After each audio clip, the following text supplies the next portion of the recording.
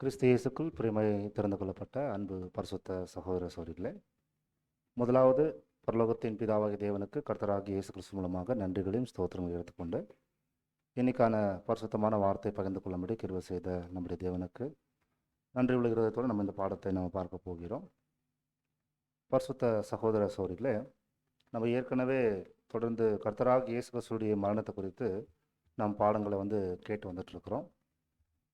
இன்னைக்கு ஒரு அருமையான ஒரு பாடம், ரொம்ப உணர்வுபூர்வமான ஒரு பாடம், அல்லது நம்முடைய ஆண்டவராகிய இயேசு கிறிஸ்துவையும் பிதாவாகிய தேவனை குறித்து அநேக கோணங்கள் அநேக பாடங்கள் நம்ம கேட்டாலும் சில நேரங்களில் அவருடைய அன்பு, அவருடைய இரக்கம், அவருடைய தயவு என்பது எவ்வளோ பெரிதானது என்பதை அறிந்து கொள்வதற்கு தேவன் தன்னுடைய ஒரே நேசகுமாரனாகிய இயேசு கிறிஸ்துவை உலகத்துக்கு அனுப்பும்போது அவரை பழைய ஏற்பாட்டில் எப்படியெல்லாம் அவர் வாழ்வார், எப்படிப்பட்ட பலியின் ஜீவத்தை எடுப்பார் என்பதற்காக அநேக அடையாளங்கள் வைத்து கர்த்தராகிய இயேசு கிறிஸ்துவை பற்றி சொல்லப்பட்டிருக்கு. 39 புத்தகத்தில் பழைய ஏற்பாட்டில் அநேக கோணங்களில் கர்த்தர் இயேசு எப்படி இந்த உலகத்தில் பலியின் ஜீவியத்தை எடுப்பார், இந்த உலகத்தில் எப்படி பிதாவாகிய தேவனுடைய விருப்பத்தின்படி அவர் வாழ்வார் என்பதற்கு அநேக கோணத்தில் பைபிளில் அநேக அடையாளங்கள், அநேக நிழல்கள் மூலமாக சொல்லப்பட்டிருக்கு.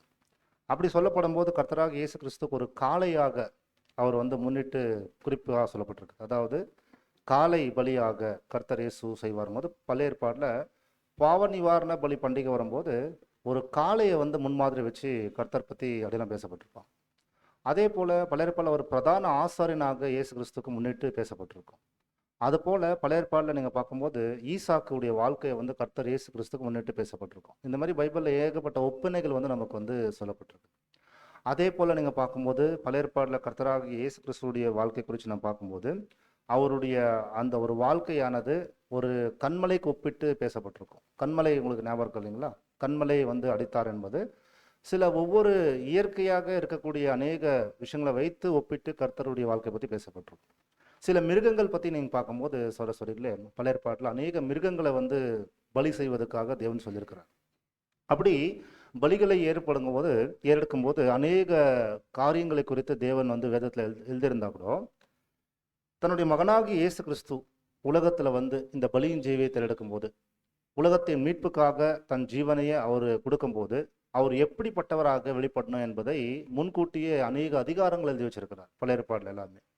அப்போ ஒவ்வொரு வருடமும் நம்முடைய ஆண்டவராக இயேசு கிறிஸ்து குறித்து அநேக சத்தியத்தை நாம் பார்த்துட்டு வந்துட்டு இருக்கும்போது ஒவ்வொரு வருடங்களும் கர்த்தர் இயேசு கிறிஸ்துடைய மரணத்தை குறித்தும் அவருடைய நினைவு குறித்தும் அநேக விஷயங்கள் நாம் படிக்கிறோம் சோரஸ்வரிகள். அதனால பழைய ஏற்பாட்டில் எல்லாமே நமக்கு முன்மாதிரியாக, அதாவது நிழலாக, திருஷ்டாந்தங்களாக எழுதப்பட்டிருந்தாலும் ஒரு நிழலாக எழுதப்பட்ட அந்த ஒரு புத்தகங்கள்ல ஆழமான சில பதிவுகள் கர்த்தர் பற்றி சொல்லப்பட்டிருந்துச்சு. அதுல சங்கீதங்கள் மூலமாகவும், அடுத்து நியாயப்பிரமாணத்தின் மூலமாகவும், அடுத்து தீர்க்க தரிசனத்தின் மூலமாகவும் எழுதப்பட்டிருந்துச்சு. இந்த 3 கோணத்துல தன்னுடைய பிதாவாகிய தேவன் தன்னுடைய மகனுடைய பலியை இப்படிதான் நடக்க போகுது என்பதை முன்கூட்டியே எழுதி வச்சிருந்தார். அப்படி எழுதப்பட்ட தேவனுடைய தெய்வீக திட்டத்தின் வெளிச்சமானது சகோதர சகோதரிகளே, இந்த உலகத்துல அவர் மீட்கும் பொருள் கொடுக்க வரும்போது ஒரு தேவ ஆட்டுக்குட்டியாக, ஒரு ஆட்டுக்குட்டிக்கு தன்னுடைய குமாரனாக இயேசு கிறிஸ்துடைய வாழ்க்கையை ஒப்பனை செய்து காமிச்சிருக்கிறார். அதாவது எத்தனையோ விதமான மிருகங்கள் உலகத்துல இருக்குது, எத்தனையோ பறவைகள் இருக்குது, ஆனால் ஒரு ஆட்டுக்குட்டிக்கு ஒப்பனையாக, அல்லது ஆட்டுக்குட்டியுடைய குணாதிசயங்கள் என்னவா இருக்கிறதோ அது அப்படியே கர்த்தராக இயேசு கிறிஸ்துக்குள்ள இருப்பதை நம்ம இந்த பாடத்துல பார்க்க போறோம். அதனாலதான் சகோதர சகோதரிகளே, புதிய ஏற்பாட்டில் அவர் இன்ட்ரடியூஸ் பண்ணும்போது, அவரை அறிமுகம் படுத்தும் போது யோவான் ஸ்நானகனுடைய ஊழியத்துல, அவருடைய 6 மாசம் ஊழியத்துல அநேக சீடர்களை இயேசு கிறிஸ்துனுடைய வருகைக்காக, மெஸ்ஸியாக்காக காத்துட்டு இருந்தாங்க.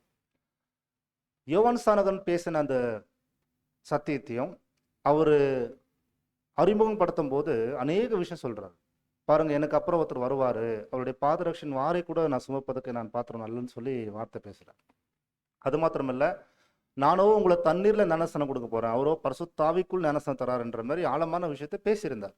ஆனா ஒரு நாள் கர்த்தராக இயேசு கிறிஸ்து அமைதியா, அவர் யாருக்குமே பிரபலமா தன்னை வெளிப்படுத்தாதபடிக்கு அந்த பாவிகளோடு அவர் பாவிகள்கிட்ட ஞானஸ்தானம் கொடுத்துட்டு இருக்கிற அந்த நேரத்துல நியாயப்பிரமாணத்துக்கு விரோதமாய் பாவம் செய்த பாவிகள் எல்லாமே அங்க போய் பாவத்தை அறிக்கையிட்டு இயேசு கிறிஸ்துவ வரத்துக்கு முன்னாடி, அதாவது மெஸ்ஸியாவை சந்திப்பதற்காக நான் என்னை ஆயத்தம் செய்துகிறேன்ற அந்த எண்ணத்தோடு ஒவ்வொரு பாவிகளும் தன் பாவத்தை அறிக்கை செய்து ஞானஸ்தானம் எடுத்துட்டு இருக்கிற அந்த வரிசையில ஒருத்தர் நிற்கிறார் சரஸ்வதி. அவர் ஒருத்தர் நிற்கும் போது அந்த நின்னக்கூடிய அந்த காட்சியானது யோவான் ஸ்நானகன் பார்க்கும்போது, இதோ தேவ ஆட்டுக்குட்டி என்ற வார்த்தை சொல்லாம உலகத்தின் பாவத்தை சுமக்கும் என்ற வார்த்தை பாருங்க. உலகத்தின் பாவத்தை சுமக்கும் தேவ ஆட்டுக்குட்டி என்ற வார்த்தை வந்து அந்த இடத்துல பதிவு செய்யும். அநேக தடவை இந்த வசனத்தை நம்ம படிச்சிருப்போம். நம்ம எல்லாருக்குமே இது பரிச்சயமான வார்த்தை தான் இல்லைங்களா? அப்போ இன்னைக்கு நம்ம பாடத்துடைய தலைப்பு பார்க்கும்போது தேவ ஆட்டுக்குட்டி என்ற வார்த்தை. அப்போ இயேசு கிறிஸ்துடைய வாழ்க்கையை, இயேசு கிறிஸ்துவை பார்த்த உடனே ஏன் யோவான் ஸ்நானகன் வந்து தேவ ஆட்டுக்குட்டி என்ற வார்த்தை வந்து பதிவு செய்கிறார்? இன்னைக்கு நம்ம அந்த பாடத்துல அநேக குணாதிசயத்தை பத்தி நம்ம பார்க்க போறோம். பிரியமான சகோதர சகோதரிகளே, தேவ ஆட்டுக்குட்டி என்ற ஒரு வார்த்தை அவருக்கு சொல்லும்போது கர்த்தராக இயேசு கிறிஸ்து எங்க நிற்கிறார்னா ஒரு பாவிகளோடு நிற்கிறார். இப்போ பாருங்களேன், இயேசு கிறிஸ்து உலகத்துடைய அனைத்து ஜனங்களுடைய பாவத்துக்காக தான் மரிக்க வந்திருக்கிறாரு. ஆனா அவர் யாருன்னு கேட்டா லோகாசா இருந்தவர். அதாவது வானத்தையும் பூமியும் சகர்வ லோகத்தை உண்டாக்கினவர் ஒருவர். ஆக்சுவலி கர்த்தர் இயேசு அப்படிப்பட்ட ஒருத்தர் வந்து உலகத்துல வந்து ஞானஸ்தானம் எடுக்க வரும்போதே அவர் ஒரு விஷயத்தை யோசிச்சிருக்கலாம். யோவான் ஸ்நானகன், எனக்கு 30 வயசு ஆகிவிட்டது, நான் இப்போ ஞானஸ்தானம் எடுக்க வரப்போறேன், நான் யோர்தானிட அக்கறையில் இருக்கிறேன், இங்கெல்லாம் பாவிங்க இருக்கிறாங்க, அதனால இந்த பாவி இடத்துல வர முடியாது, அதனால நீ அந்த பக்கம் வந்துருன்னு சொன்னா வரணும், வந்திருக்க வேண்டியதா இருக்க யாருன்னு யோவான் ஸ்நானகன். ஏன்னா இயேசு கிறிஸ்து யோவானை காட்டில பெரியவர். அவருடைய ஹியூமிலிட்டியின் கேரக்டர் இல்லைங்களா, அதாவது மனத்தாழ்மை என்ற ஒரு கேரக்டர் இருக்கு இல்லையா, அந்த மனத்தாழ்மை எங்கே வெளிப்படுத்திருக்காருன்னு கேட்டாலே அவர் அர்ப்பணிப்பு என்பது ஞானஸ்தானத்தின் மூலமாக தான் வெளிப்படுத்துறாரு. ஆனா ஞானஸ்தானத்துக்குள் போறதுக்கு முன்னாடியே அந்த அர்ப்பணிப்பின் சிந்தையை வெளிப்படுத்தியிருக்கிறார். எப்பேற்பட்ட ஒரு கேரக்டர் கர்த்தராக இயேசு கிறிஸ்து பத்தி பார்க்கும்போது, அநேக பாவிகள் நின்று அந்த வரிசையில நின்று ஞானஸ்தானம் எடுக்கிற நேரத்துல அந்த பாவிகளோடு இவர் நிற்கிறாரு. அதுதான் இவருடைய மிக முக்கியமான மனத்தாழ்மை. பாவிகளுக்காக உயிர் கொடுக்க வந்த கர்த்தர் இயேசு அந்த பாவிகளோட நின்று அவரை தன்னை வெளிப்படுத்துறாரு பார்க்கிறோம். ஸோ அதாவது இயேசு கிறிஸ்து பாவிகளுக்காக ஜீவன் கொடுக்க வந்த அவரு தேவ ஆட்டுக்குட்டியாக பாவத்துக்காக ஞானஸ்தானம் எடுக்க இப்போ வரல. அவர் எதுக்கு வந்திருக்காரு பார்த்தீங்கன்னா, இந்த பாவிகளுடைய ஒட்ட மொத்தம் பாவங்களை சுமந்து தீர்க்கும் தேவ ஆட்டுக்குட்டியாக அங்க வந்திருக்கிறாரு சரஸ்வரிகள். அதனாலதான் இந்த ஒரு தேவ ஆட்டுக்குட்டி என்ற தலைப்பு ஏன் நம்ம பார்த்தோம் பார்த்தீங்கன்னா, யோவான் 1:29 யோவான் சொல்லக்கூடிய வார்த்தை வாசிக்கலாம். யோவான் எழுதின சுவிசேஷம் 1:29 வாசிங்க. மைக்ல வாசிச்சுங்க. மறுநாளிலே யோவான் இயேசுவை தன்னிடத்தில் வர கண்டு, இதோ உலகத்தின் பாவத்தை சுமந்து தீர்க்கிற தேவ ஆட்டுக்குட்டி. எவ்வளவு பெரிய வார்த்தை சரஸ்வரி! உலகத்தின் பாவத்தை சுமந்து தீர்க்கிற தேவ ஆட்டுக்குட்டி. பொதுவாகவே இந்த உலகத்துல அநேக மிருகங்கள் இருக்கு. அந்த மிருகங்கள் வந்து தேவன் 2ஆ பிரிச்சிருக்கிறார். ஒன்று காட்டு மிருகம், அதுக்கப்புறம் நாட்டு மிருகம் வச்சிருக்கிறார். நாட்டு மிருகத்தில் இருக்கக்கூடிய மிருகங்கள் வேற, மான் போன்றவைகள், அல்லது அதுக்கப்புறம் மாடு வகைகள், அதுக்கப்புறம் கன்றுக்குட்டிகள், இது போன்ற சில ஆட்டுக்குட்டி சம்மந்தப்பட்ட விஷயங்கள், குதிரைகள், அதுக்கப்புறம் இது போன்ற சில நாட்டு மிருகங்கள்ன்றது நம்ம கணக்கில் போடும். கழுதை, இது போன்றெல்லாம். காட்டு மிருகம் எதுன்னு கேட்டிங்கன்னா சிங்கம், கரடி, சிறுத்தை, இது போன்ற மிருகம் காட்டு மிருகம். ஆனால் மனிதனுடைய குடும்பத்தில் இசைந்து வாழக்கூடிய ஒரு மிருகம் எதுன்னு பார்த்தீங்கன்னா, உலகத்தில் வந்து ரொம்ப சிறந்த பார்வை எல்லாருக்கும் தெரியும், ஆடு மேய்க்கக்கூடிய விஷயங்களா இருந்தாலும், ஆடு வளர்க்கக்கூடிய விஷயங்களா இருந்தாலும், அல்லது ஆட்டை வந்து பார்த்தீங்கன்னா பராமரிக்கிற விஷயமா இருந்தாலும் மனிதருக்கு வந்து நல்ல பரிச்சயமான விஷயம்தான் இல்லைங்களா? அந்த காலத்துல இந்த காலம் வரைக்கும் பார்க்கும்போது மனிதன் வந்து ரொம்ப எளிமையா பழகக்கூடிய ஒரு மிருகம் எதுன்னு பார்த்தீங்கன்னா ஆடு. அதில் வந்து பார்த்தீங்கன்னா பைபிளில் சொல்றாரு, கர்த்தர் இயேசுடைய வாழ்க்கையை ஆட்டுக்குட்டி என்ற வார்த்தை பயன்படுத்துறாரு. அப்போ ஒரு ஆடு என்பது எல்லாருக்குமே நல்ல அருமையான ஒரு பரிச்சயமான விஷயம்தான். அதுல ஆட்டுக்குட்டின்னு சொல்லும் போது சொல்றீங்களே, இந்த ஆட்டுக்குட்டியுடைய கேரக்டர் இருக்கு இல்லைங்களா, இருக்கிற எல்லா மிருகத்திலையும் ரொம்ப ரொம்ப மெதுத்தன்மை ஒண்ணுது. அதாவது பார்த்தீங்கன்னா ரொம்ப சாஃப்ட் நேச்சர் கேரக்டர், ரொம்ப ரொம்ப சாஃப்ட் நேச்சர். அதுல ஆட்டுக்குட்டிக்குள்ள அநேக கேரக்டர்ஸ் அதுக்குள்ள பதிவு செய்யப்பட்டிருக்கு, அல்லது அநேக குணாதிசயங்கள் அதுக்குள்ள இருக்கிறது நம்ம பொதுவாகவே நம்ம வந்து பார்க்க முடியும். ஒரு ஆடு என்பது நீங்க பார்க்கும்போது சரஸ்வரிகளே, அதனுடைய பழகக்கூடிய தன்மையா இருந்தாலும், அல்லது அதனுடைய அணுகுமுறையா இருந்தாலும், அல்லது தன்னுடைய மேய்ப்பருடைய வார்த்தை கேட்கக்கூடிய விஷயமா இருந்தாலும், அல்லது அந்த மேய்ப்பரை பின்பற்றக்கூடிய விஷயமா இருந்தாலும், மேய்ப்பருக்கு கீழ்ப்படியக்கூடிய விஷயமா இருந்தாலும், எல்லாவற்றிலும் வந்து ஆடு வந்து ஒரு முக்கியமாக அந்த மேய்ப்பனுடைய சத்தத்துக்கு எப்பொழுதுமே அது செவி கொடுக்க நம்ம பார்க்கிறோம். ஆடு என்பது நீங்க நமக்கு எல்லாருக்கும் தெரியும். நீங்க கூட கண்டிப்பா சில பேர் யாராவது ஆடு வளர்த்துருக்கீங்களா, ஆடு மேய்ச்சிருக்கீங்களா? யாராவது இருக்கீங்களா? Okay, very good. ஸோ அப்போது ஆடு மேய்க்கக்கூடிய ஒரு விஷயம் இருக்கு இல்லைங்களா, அது ரொம்ப அருமையான ஒரு வேலை. ஆக்சுவலி பைபிள்லேயே பார்க்கும்போது முதல் ஆபேல் காயின் உலகத்தில் அவங்க பிறந்து வரும்போது காயின் வந்து விவசாயம் செய்தார், ஆபேல் என்ன பண்ணாருங்களாமா, ஆடு மேய்ச்சாங்க. பார்த்தீங்களா, அப்போ ஆடு மேய்க்கக்கூடிய வேலையை வந்து ஆபேல் முதலாவது அங்கே எடுத்திருக்கிறாரு. அதில் தேவனுக்கு பலி கொடுக்கும்போது சிறந்ததான இருக்கக்கூடிய, அதாவது அந்த ஆட்டு மந்தையிலேயே எது ரொம்ப கொளுத்தார்தான் இருந்துச்சோ, எது பெஸ்ட்டாக இருந்துச்சு அதுதான் தேவனுக்கு கொடுத்துருக்காருன்னு பார்க்குறோம். அப்போ ஆடு என்பது பைபிள் அநேக இடத்துல குறிப்பாக பதிவு செய்யப்பட்டிருக்குது. நீங்கள் யாராவது சொல்ல முடியுங்களா, பைபிளில் எங்கேயாவது ஆடு சம்மந்தப்பட்ட விஷயங்கள் எங்கேயாவது பைபிளில் பதிவு செய்யப்பட்டிருக்குதா, சொல்ல முடியுங்களா? மோசே ஆடு மேய்ச்சார், பார்த்தீங்களா, பிரபலமான விஷயங்கள். அடுத்து நெக்ஸ்ட்டு தாவீது ஆடு மேய்ச்சார். அடுத்து சொல்லுங்களேன், எவ்வளோ விஷயம் இருக்குங்களே. யாக்கோபு ஆடு மேய்ச்சார். அடுத்துங்களா, யாக்கோபு, மோசே, அதுக்கப்புறம் தாவீது சொல்லிட்டீங்க. ஸோ ஆடு மேய்க்கக்கூடிய விஷயங்கள் பார்க்கும்போது இஸ்ரேல் ஜனங்களுக்கும் பார்த்தீங்கன்னா சில நேரங்களில் அநேக பழக்கங்கள் இதுதான் இருந்துச்சு, அதாவது ஆடு மேய்க்கக்கூடிய வேலைகள் தான். அதனால தான் இஸ்ரேல் ஜனங்க எகிப்திலிருந்து அங்கே பலி செலுத்தும் போது இஸ்ரேல் ஜனங்களுடைய பலி செலுத்துதலுக்கான காரியம் எகிப்தில் நடந்துச்சுன்னா ஆடு பலி செலுத்துவது அவங்களுக்கு பிடிக்காதாமா. அதாவது தான் மோசே கேட்குறாரு ஃபாரோக்கிட்ட, ஞாபகம் இருக்குங்களா, நாங்கள் ஒரு நாள் தூரம் பயணம் செய்து அங்கே நாங்கள் பலி செய்வதற்கு வாய்ப்புடுன்னு கேட்குறாங்க. ஏன்னா ஆடு மேய்க்கிறவங்களோட விஷயம் வந்து அவங்களுக்கு பிடிக்காதாமா.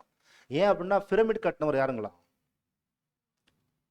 பிரமிட் கட்டினது யாரு, மோசே.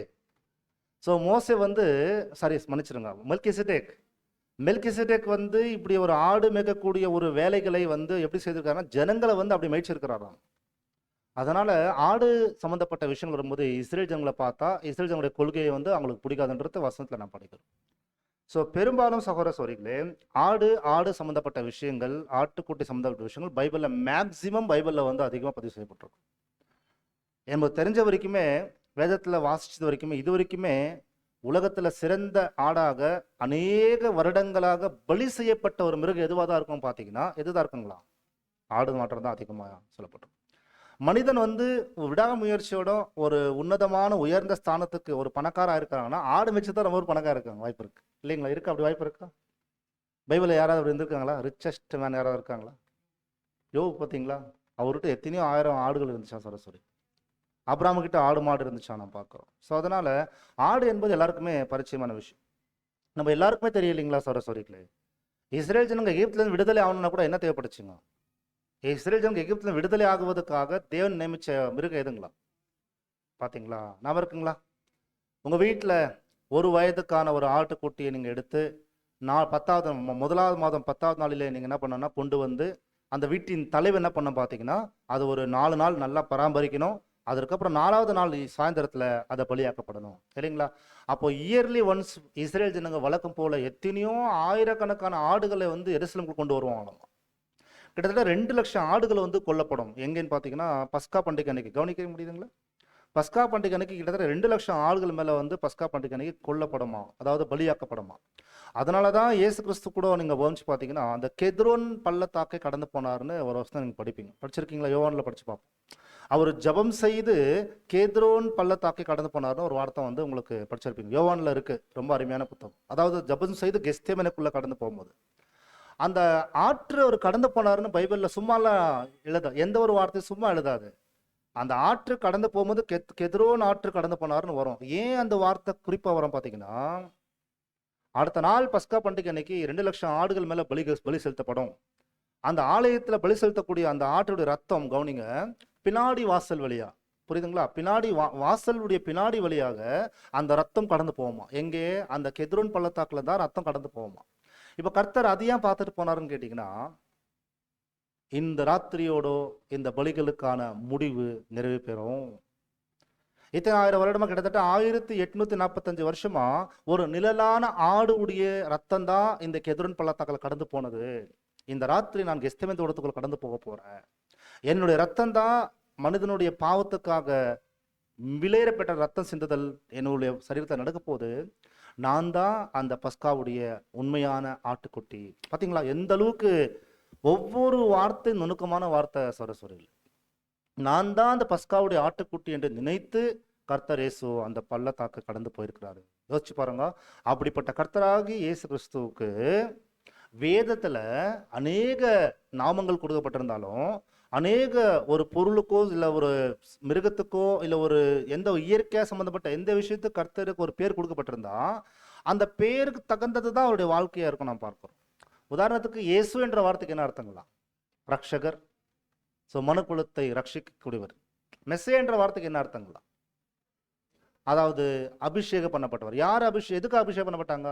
அனாயிண்டட்னு சொல்லும்போது தேவன் தான் ஒரு உயர்ந்த பணிக்காக இயேசு கிறிஸ்து அபிஷேகம் பண்ணவர்.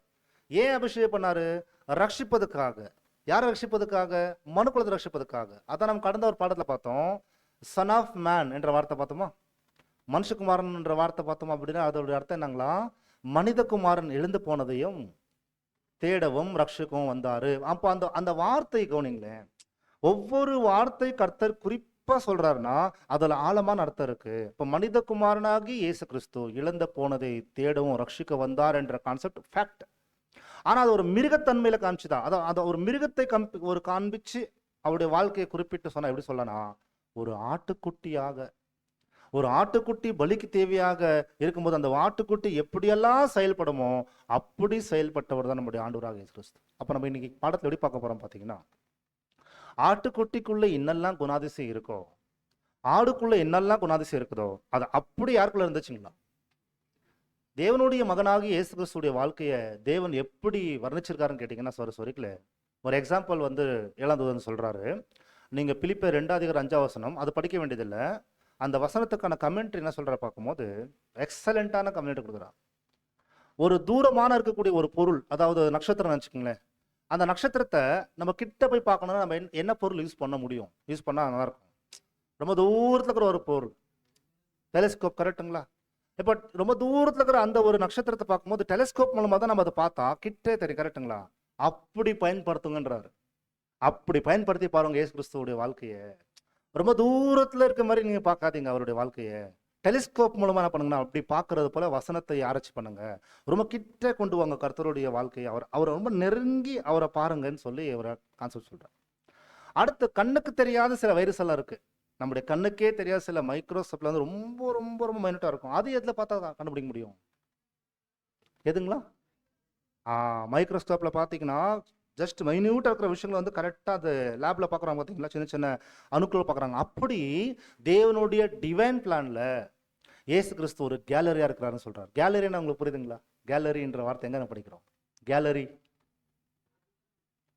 என்ற வார்த்தை நம்ம எங்க அதிகம் பார்க்கிறோம், எங்க யூஸ் பண்றோம்? நீங்க ரொம்ப எளிமையா சொல்லலாம்.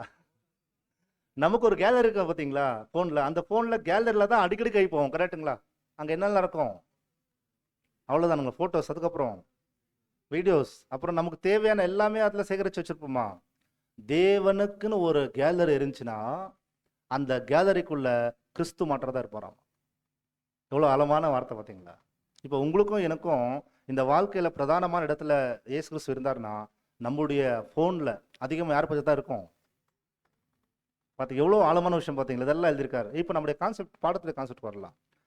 அப்படி பிதாவாகிய தேவனுடைய பார்வையில் ஒரு ஆட்டுக்குட்டியாக இயேசு கிறிஸ்துவை ஏன் காண்பித்தாங்க சௌரஸ்வரின்னு பார்த்தீங்கன்னா, ஆட்டுக்குட்டிக்குள்ள ஒரு விசேஷ குணங்கள் அதுக்குள்ள இருக்கு.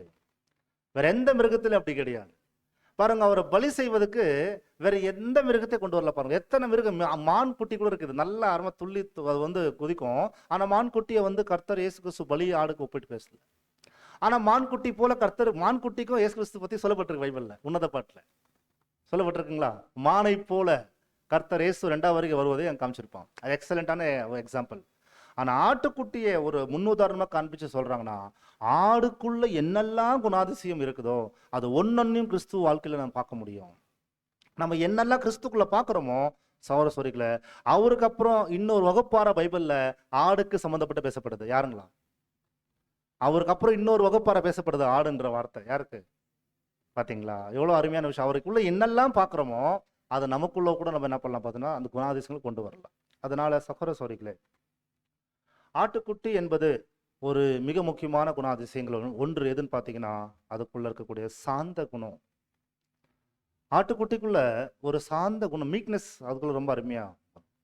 அந்த மீக்னஸ் ஆகட்டும், ஜென்டல்னஸ் ஆகட்டும், இந்த 2 முக்கியமான குணாதிசயம் அதுக்குள்ள இருக்கும். அதனுடைய நடை, அதனுடைய பழகக்கூடிய விதங்கள்லே பார்க்கலாம். ஆட்டுக்குட்டி சாந்த குணம் உடையது சௌரஸ்வரி. சாந்த குணம் உடையதுன்னு சொல்லும்போது நமக்கு ரொம்ப அருமையான கேரக்டர். இந்த ஆட்டுக்குட்டியை யார் எடுத்து நீங்கள் வளர்த்துருக்கீங்களோ, யார் மேய்ச்சிருக்கீங்களோ, உங்களுக்கு ரொம்ப பிடிக்கும். கரெக்டுங்களா? அருமையாக வந்து அதோடைய குணாதிசயம் உங்களுக்கு பிடிக்கும். அதோடைய சாஃப்ட்னஸ், அதாவது மேய்ப்பன் ஒன்று சொன்னார்னா உடனடியே சரண்டர் ஆக கேட்கும். அதோடைய அந்த ஒரு சாந்த குணமானது அதுக்குள்ள, அதாவது இயற்கையாகவே அதுக்குள்ள அது காணப்படக்கூடிய கேரக்டர். நீங்கள் யாருன்னா அப்போ அதை தூக்கி வச்சுக்கலாம், யாருன்னா அதுக்கிட்ட போய் பழகலாம். அதாவது ரொம்ப எளிமையாக, அதாவது ரொம்ப சாஃப்ட் கேரக்டர் தான் அந்த ஆடுக்குள்ளே இருக்குது நான் பார்ப்போம். இந்த சாந்த, அதாவது தேவ ஆட்டுக்குட்டின்னு சொல்லி எளிமையாக பேசல, ஒவ்வொரு குணாதிசயமும் கிறிஸ்துக்குள்ள தேவன் கிளியராக வெளிப்படுத்துவதற்காக தான் கிறிஸ்துவையே கடந்த பாடத்தில் பார்த்தோம், மனுஷகுமாரன்ற படத்தில் பார்த்தோம். ஆனால் இயேசு கிறிஸ்து ஒரு ஆட்டுக்குட்டிக்கு கம்பேர் பண்ணி பார்த்துருக்குறோம். அதில் இந்த சாந்த குணமானது ஆடுக்குட்டிக்குள்ள எப்படி இருக்குதோ அதே போல பைபிள் எங்கேயாவது கர்த்தர் பேசியிருக்காரான்னு கேட்டிங்கன்னா பேசியிருக்காரு. சரஸ்வதி மத்தேயு எழுதின சுவிசேஷம் இந்த முதலாவது குணாதிசயம் கிறிஸ்துக்குள்ள இருந்திருக்குது. மத்தேயு எழுதின சுவிசேஷம் 11ஆம் அதிகாரம் 28 மற்றும் 29 வசனம் வாசி. அப்படியே இங்க பார்த்தே வாசி. நெக்ஸ்ட் ஸ்லைட்ல வரும். வருத்தப்பட்டு பாரம் சுமக்கிறவர்களே, நீங்கள் எல்லோரும் என்னிடத்தில் வாருங்கள், நான் உங்களுக்கு இளைப்பாறுதல் தருவேன். நெக்ஸ்ட் வாசி. நெக்ஸ்ட் அப்படி பார்த்து வாசி. நான் சாந்தமும் மனத்தாழ்மையுமாய் இருக்கிறேன். என் நுகத்தை உங்கள் மேல் ஏற்றுக்கொண்டு என்னிடத்தில் கற்றுக்கொள்ளுங்கள், அப்பொழுது உங்கள் ஆத்துமாக்களுக்கு இளைப்பாறுதல் கிடைக்கும். ரொம்ப அருமையான ஒரு வார்த்தை சோரஸ். வருத்தப்பட்டு பாரம் சுமக்கின்றவர்களே, நீங்க இடத்துல வாங்க, எல்லோரும் இடத்துல வாங்க, நான் சாந்தமும், அதுக்கப்புறம் என்ன சொல்றாங்களா, மனத்தாழ்மை உள்ளவராகவே இருக்கிறேன். நான் சாந்தமும் மனத்தாழ்மை உள்ளவராக இருக்கிறேன், உங்கள் நுகத்தை எனக்கு கொடுங்கன்னு சொல்லி பேசுறாரு. இந்த ஒரு வார்த்தை எவ்வளவு ஒரு வார்த்தை தெரியுங்க. இங்க வந்திருக்கிற ஒவ்வொரு பரிசுத்தவான்களுடைய வாழ்க்கையில, அல்லது நம்முடைய எல்லாருடைய வாழ்க்கையில, உலகத்துல இருக்கக்கூடிய அத்தனை கோடி மனிதர்களுடைய வாழ்க்கையில ஒரு இளைப்பாறுதல் தேடிட்டே இருப்போம். இளைப்பாறுதலுடைய வார்த்தை புரிஞ்சுக்க முடியுதுங்களா? இளைப்பாறுதல் நான் யாரை சாஞ்சிருக்கட்டும், அல்லது யாருக்கிட்ட என்னுடைய கவலை சொல்லட்டும், அல்லது யார் என்னுடைய உணர்வுகளை புரிந்து கொள்வாங்க சொல்லி ரொம்ப ரொம்ப துக்கப்பட்டு இருப்போம். அதுக்கு சரியான மனிதர் உலகத்தில் யாரும் கிடையாது. ஏன்னா எல்லாமே டெம்பரவரி தான். அதனால இந்த உலகத்துக்கு ஒரு அருமையான சாந்த குணம் ஒருத்தர் தேவைப்பட்டது. அதனால கடந்த பாடத்தில் பார்த்தோம், ஒரு மனுஷன் தேவைப்படுது உலகத்தை நடத்துறதுக்கு. அதுதான் தி சன் ஆஃப் மேன். ஆனால் அந்த சாந்த குணம் என்னக்கூடிய ஒரு வார்த்தைக்கான அர்த்தம் சொல்றாரு சௌரஸ்வரிகளே, நான் சாந்தமும் மனத்தாழ்மை உடையவர், வருத்தப்பட்டு பாரம் சுமக்கின்றவர்களே என்ற வார்த்தை யாருக்கு போனதுன்னா, இஸ்ரேல் ஜனங்க நியாயப்பிரமாணத்தை வச்சுட்டு வாழ்ந்துட்டு இருந்தாங்களாம். அவங்களால அது சுமக்க முடியலையாமா. அதனால சொல்றாரு, நீங்க வருத்தப்பட்டு பாரம் சுமக்க வேண்டாம், ஏன்னா உங்களால அது சுமக்க முடியாது. நீங்க என்னிடத்துல என்ன பண்ணுங்க, உங்க நுகத்தை எனக்கு கொடுத்துருங்க, நான் அதை சுமக்கிறேன். அதாவது நீங்க பாரமே வச்சுட்டு வாழ்ந்துட்டு இருக்காதீங்க, அநேக கவலைகள், அநேக பாரங்கள், அநேக யோசனை வச்சுட்டு வாழ்ந்துட்டு இருக்காதீங்க, அது என்கிட்ட கொடுங்க. ஏன்னா அது உங்களால நீங்க சரி பண்ணிக்க முடியாது. சரி பண்ண முடியுமா சொல்லுங்களேன் சரஸ்வரி? நியாயப்பிரமாணத்தை அவங்க சரி செய்துக்க முடியுமா, விடுதலை செய்ய முடியுமானா கண்டிப்பா முடியாது. அப்போ இந்த எளிமையான ஒரு வார்த்தை புதிய ஏற்பாடுல கர்த்தர் பேசுற இந்த வார்த்தை இருக்கு இல்லையா, அது ஆறுதல் தரக்கூடிய வார்த்தை. முழு இஸ்ரேல் ஜனங்க வந்து பார்த்தீங்கன்னா மேய்ப்பன் இல்லாத ஆடை போல வாழ்ந்துட்டு இருக்கிற ஜனங்களுக்கு இவர் ஒரு ஆட்டுக்குட்டியுடைய குணாதிசயத்தை வெளிப்படுத்துறாரு. என்னன்னா, ஒரு மனத்தாழ்மையும் சாந்தமா இருக்கக்கூடிய நான் இருக்கிறேன், உங்கள் நுகத்தை எனக்கு கொடுங்கன்ற வார்த்தை என்ன அர்த்தம் கேட்டிங்கன்னா, ரொம்ப ஆழமான அர்த்தம் அந்த இடத்துல இழந்ததன் பேசியிருக்காரு. என்னன்னா, நீங்க நொறுக்கப்படும் போது, நீங்க வேதனைப்படும் போது, நீங்க வந்து பல விதமான அனுபவத்துக்குள்ள போகும்போது, நீங்க மாத்திரம் என்ன பண்ணல பார்த்தீங்கன்னா அந்த அனுபவத்தில் போயிட்டு இருக்கீங்கன்னு நினைச்சிடாதீங்க. கான்செப்ட் புரியுதுங்களா? ரொம்ப அருமையான கான்செப்டுங்க இது. நீங்க மாற்ற அந்த அனுபவத்துல போயிட்டு நினைக்காதீங்க, அந்த அனுபவத்துக்குள்ள இருந்து தான் நான் பேசுறேன்னு சொல்றேன். எல்லா அனுபவம் நான் வாங்கியிருக்கிறேன், எல்லா எக்ஸ்பீரியன்ஸ் எனக்கு ஆயிருக்குது. நீங்க என்னெல்லாம் இந்த பாதையில புது அனுபவம் சொல்றீங்களோ அந்த அனுபவத்துக்கு நான் போய் வந்து உங்களுக்கு பேசிட்டுக்கிறேன். நான் சாந்த குணம் உள்ளவனாக நான் இருக்கிறேன். அதாவது உங்களுடைய வருத்தங்களையும் உங்களுடைய கவலைகளையும் உங்களுடைய துக்கங்களையும் இடத்துல நீங்க என்ன பண்ணுங்க சொல்லுங்க என்று ஒரு அருமையான ஆலோசனை கொடுக்கக்கூடியவராக சர்ச் கிளாஸ்க்கு இல்லைங்களா? இந்த உலகத்துல எத்தனை பேர் மென்டலி வீக் ஆயிடுறாங்க தெரியுங்களா? இல்லைங்களா? ஆமாங்களா? எத்தனை பேர் அதுக்காக ஹாஸ்பிட்டலில் போய் ரொம்ப அதாவது எத்தனை மணி நேரம் வந்து உட்காந்து டாக்டரோட கவுன்சிலிங் கேட்பாங்க. ட்ரூத்தில் வந்ததுக்கு அப்புறம் கூட சில பேர் மென்டலி வீக் ஆகிறதுக்கு வாய்ப்பு இருக்குது. சில பேர் அப்படி ஆயிருக்கிறாங்க. அதாவது நீங்கள் தவறாக நினச்சிடாதீங்க, பைத்தியக்கார ஆயிட்டாங்க அப்படி நினச்சிடாதீங்க. டிப்ரெஷன், ரொம்ப அழுத்தங்கள், ரொம்ப விதமான யோசனைகள், கவலைகள் மனசுக்குள்ளே வர வர வர ஒரு கட்டம் தாண்டதுக்கு அப்புறம் வெளிப்படையாக எல்லார்கிட்டையும் ஃப்ரீயாக பேச முடியாது. அந்த அளவுக்கு டிப்ரெஷனில் போயிருப்பாங்க. எப்பேற்பட்ட அனுபவத்துக்கு கடந்து போயிருந்தா கூட நம்முடைய ஆட்டுக்குட்டியுடைய கேரக்டரை பார்க்கும்போது அவர் ஆலோசனை கொடுக்கிறவரும் நம்மளுடைய ஏற்ற நேரங்களில் நம்மளை சரியான விதத்தை வழிநடத்தக்கூடியவரும் அவர்கிட்ட இருந்து வரக்கூடிய ஆறுதல் போல உலகத்துல யாருக்கிட்டே ஆறுதல் கிடைக்காது சரஸ்வதி. யோசிச்சு பாருங்க, என்ன மாதிரி ஆறுதல் நீங்க பாருங்களேன். அப்படியே எவ்வளோ ஒரு கஷ்டத்துல பாவம் செய்து அந்த மாதிரி என்னை யாருமே ஏத்துக்க மாட்டாங்களான்ற ஒரு மன ஒடிஞ்சி மன துருகத்தோடு மன வருத்தத்தோடு ஒரு பெண் அப்படியே அழுந்து அவருடைய பாதத்துல ஒன்றும் இல்லை, அவங்க சொல்லல எல்லாமே, நான் தவறு செய்துட்டேன், நான் தெரிஞ்சுதான் தவறு செய்திருக்கிறேன், நான் வாழ்ற தகுதி இல்லை, உங்களை முகமுகம் பார்க்கறதுக்குள்ள எனக்கு தகுதி இல்லைன்னு சொல்லி அப்படியே அவங்க காலை பிடிச்சிட்டு அழுந்துட்டே இருக்கிற நேரத்துல இவள் பாவம் மன்னிக்கப்பட்டது. எப்பேற்பட்ட வார்த்தை சரஸ்வதி. அப்படியே விழுந்து அப்படியே நொறுங்கொண்டு பேதுரு இனிமேல் லைஃப் முடிஞ்சுன்னு சொல்லும் போது, சீமோன் நீ வருத்தப்படாத, நான் உனக்காக இப்போ கூட பேசிட்டு இருக்கிறேன் சரி. ஜஸ்ட் ஒரு பார்வை, அந்த ஒரு பார்வை என்னாச்சு பார்த்தீங்கன்னா இருதயமே என்னாச்சு மாற்றப்படச்சுன்னு பார்க்கும். அதனால இந்த ஒரு வருத்தப்பட்டு பாரம் சுமக்கிறவர்களேன்னு சொல்லக்கூடிய வார்த்தை, இது கர்த்தர் இயேசு இளைப்பாறுதல் தரக்கூடியவராக ஒரு சாந்த குணமுடையவராக அவர் வாழ்ந்திருக்கிறார் சரஸ்வதி. யாருக்கு எங்கே எப்போ என்ன தேவை என்பதை அவர் சரியான விதத்தில் ஜனங்களுக்கு உதவி பண்ணியிருக்காருன்னு பார்க்கணும். அதில் பார்க்கும்போது என்னன்னா, நாம் இளைப்பாறுதலுக்குள்ள போகும்படிக்கு, நமக்கு ஒரு விடுதலை கிடைக்கும்படிக்கு, நம்மளுக்கு ஒரு புதிய ஜீவன் தேவைக்காக சர்மன் ரிப்போர்ட்ல நம்பர் 53 சொல்றாரு, நாம் சாந்தம் குணம் உள்ளவராக இருக்கக்கூடிய கர்த்தர் இயேசுவை மாற்றத்தை அணுக வேண்டியதா இருக்குது. எல்லாவற்றுக்கும் மேலாக அவருடைய உதவி நமக்கு எப்பயுமே தேவைப்படுகிறது. என்னத்துக்கு மறுபடியும் இந்த வார்த்தை சொல்றேன்னா, இளைப்பாறுதல் என்ற வார்த்தை குறிப்பிட்டோம், விடுதலை என்ற வார்த்தை குறிப்பிட்டோம், நியூ லைஃப் பத்தி கூட குறிப்பிட்டோம். ஏன் இந்த வார்த்தை மறுபடியும் பிரஸ் பண்றேன்னா, இளைப்பாறுதல் என்பது என்னங்க சரஸ்வரி? ஆழ்ந்த நிதிரையில வர மாதிரி வருதுங்களா, தூக்கம் வர மாதிரி இருக்குங்களா, ரொம்ப ஸ்லோவா போறதுனால? ஓகே, ஜஸ்ட் ஒரு வேளை அப்படி இருந்தால் நீங்கள் டயர்டாக இருந்தால் நீங்கள் மறுபடியும் கொஞ்சம் கவனம் செலுத்துங்க. இளைப்பாறுதல் என்பது சில பேருக்கு ரொம்ப பணம் இருந்தால் இளைப்பாறுதல் இருக்கும், பரவாயில்ல அந்த பணம் என்னை காப்பாற்றிடும்னு சொல்லி. சில பேருக்கு சில படிப்பு அறிவுகள் இருந்தாக்கா ஓகே அதை வச்சு நம்ம என்ன பண்ணலாம் வாழ்ந்தெல்லாம் சில பேருக்கு இருக்கும். சில பேர் சொத்து மதிப்பீடுல வச்சு வாழ்ந்தெல்லாம் நினைப்பாங்க. ஆனால் இது எதுவுமே இளைப்பாறுதல் இல்லைன்னு சொல்றாரு. அப்படி அதுதான் இளைப்பாறுதல் இருந்துச்சுன்னு சொன்னா, இன்னைக்கு எலான் மஸ்க் ஒரு பேட்டி எடுத்திருக்காங்க, இப்போ ரீசெண்டாக எடுத்திருக்காங்க. அவர் தான் இந்த பூமியிலேயே வாழக்கூடிய அத்தனை கோடி மனிதர்களத்துல அவர் தான் உயர்ந்த பணக்காரர், அவர் தான்.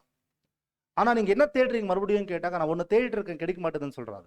இப்போ ரீசெண்டா கொடுத்த அந்த ஒரு இதுல ஒன்னு தேடுறேன் கிடைக்க மாட்டேன், எத்தனை கோடிக்கு நான் சொந்தக்காரா இருக்கிறேன், இன்னும் 100 தலைமுறை வந்தா கூட அவர் சொத்து அனுபவிக்கிறதுக்கு அவ்வளோ கோடிக்கு சொத்து வச்சுக்கிறார், எனக்கு இளைப்பாறுதல் இல்லைன்னு சொல்றாரு.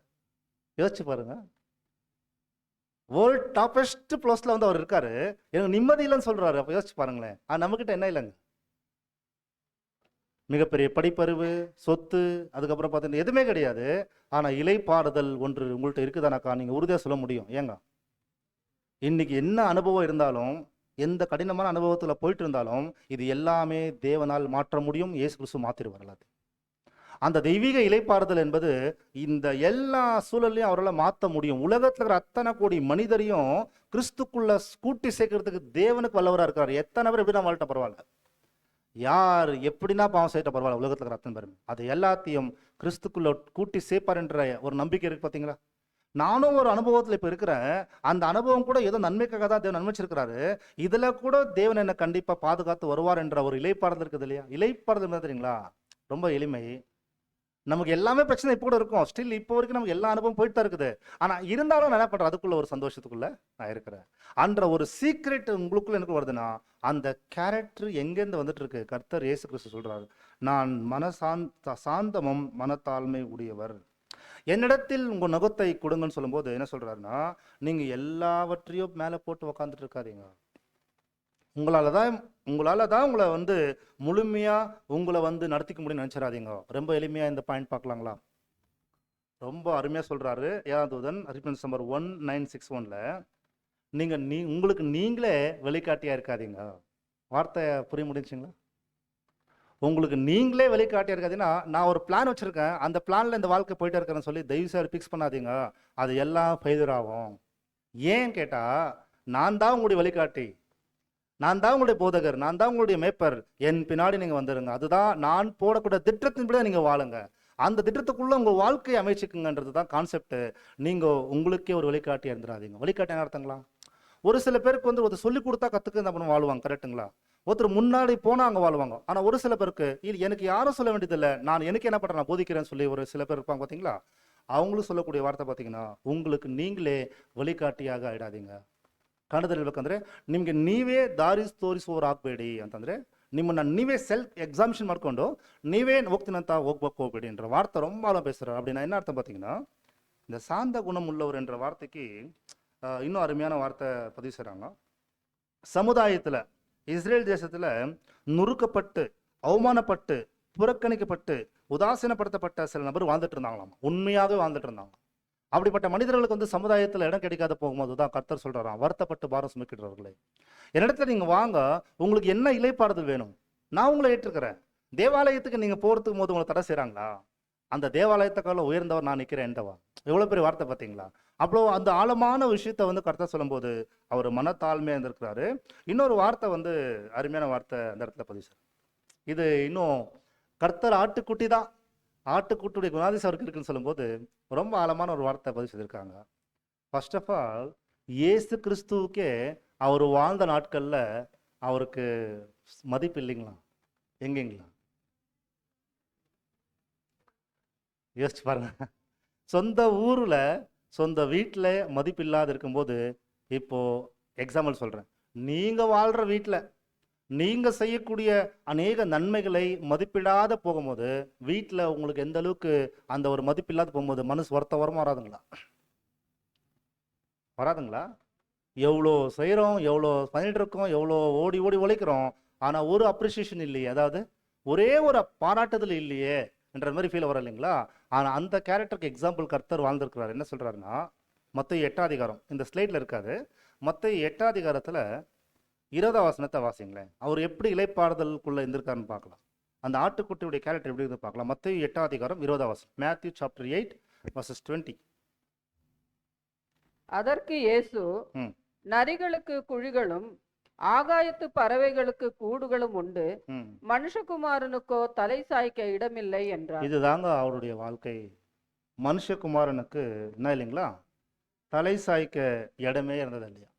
அதுக்கு என்ன கமெண்ட்ல கொடுக்குறாங்க பார்த்தீங்கன்னா, சரஸ்வரிகளே, தேவன் எப்படி நம்ம கைட் பண்ணியிருக்காரு அந்த பாடத்தில் கேட்கும்போது, ரீபில்ஸ் நம்பர் 1063, தனக்கே வந்து இளைப்பாறுதலுக்கான எந்த வாய்ப்பும் இல்லை, தனக்கே இளைப்பாறுதலுக்கான எந்த வாய்ப்பும் இல்லை. யாரை நம்பி எது சொன்னாலும் அவங்க புரிஞ்சுக்க மாட்டாங்க.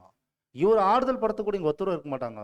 ஆனாலும் இவர் என்ன சொன்னார்னா, தனக்கே இளைப்பாறுதலுக்கான எந்த சூழல் இல்லாது இருக்கும் போதும் மற்றவங்களுக்கு அவர் இளைப்பாறுதலாக இருந்தாரு. எத்தனை பேர் நம்ம அப்படி இருப்போம் சொல்ல சொல்லி? நமக்கு ஏகப்பட்ட பிரச்சனை இருக்கு, நமக்கு ஏகப்பட்ட போராட்டம் இருக்குது, பல விதமான அனுபவத்தில் போயிட்டு இருக்கிறோம். இருந்தாலும் பொதுவாக மற்றவங்களை எப்போ நம்ம ஆறுதல் படுத்துவோம்? பொதுவாக எப்போதான் மற்றவங்களை ஆறுதல் படுத்துவோம்? நம்ம ஒரு கம்ஃபர்ட் ஜோனில் இருந்தால் தான், நம்முடைய ஆரோக்கியம் நல்லா இருந்தால் தான், நம்முடைய ஃபைனான்ஸ் ஸ்டேட்டஸ் கரெக்டாக இருந்தால் தான், எல்லாமே சுமூகமாக இருந்தால் தான் மற்றவங்களை பற்றி யோசிக்க தோணும். கரெக்டுங்களா? ஆனால் இப்போ நம்மளுக்கே பல பிரச்சனை போகும்போது அந்த இடத்துல மற்றவங்களுக்கு யோசிக்க தோணுமா? மற்றவங்களுக்கு கம்ஃபர்ட் பண்ண முடியுமா? மற்றவங்களை ஆறுதல் படுத்த முடியுமான்னு பார்த்தீங்கன்னா, அதுக்கு கிரேட் கேரக்டர் யார் தான்? இந்த ஆட்டுக்குட்டியானவருடைய கேரக்டர் என்ன இருக்குங்களா? அவங்க மற்றவங்களுக்கு ஆறுதல் தள்ளக்கூடியவராக, அவர் இளைப்பாறுதல் அவருடைய வாழ்க்கையில எந்த சூழலும் இல்லாத போது கூட தேவன் பேர்ல இளைப்பாறுதல இருந்து மற்றவங்களுக்கு ஒரு ஆறுதலாக இருந்திருக்கிறார்.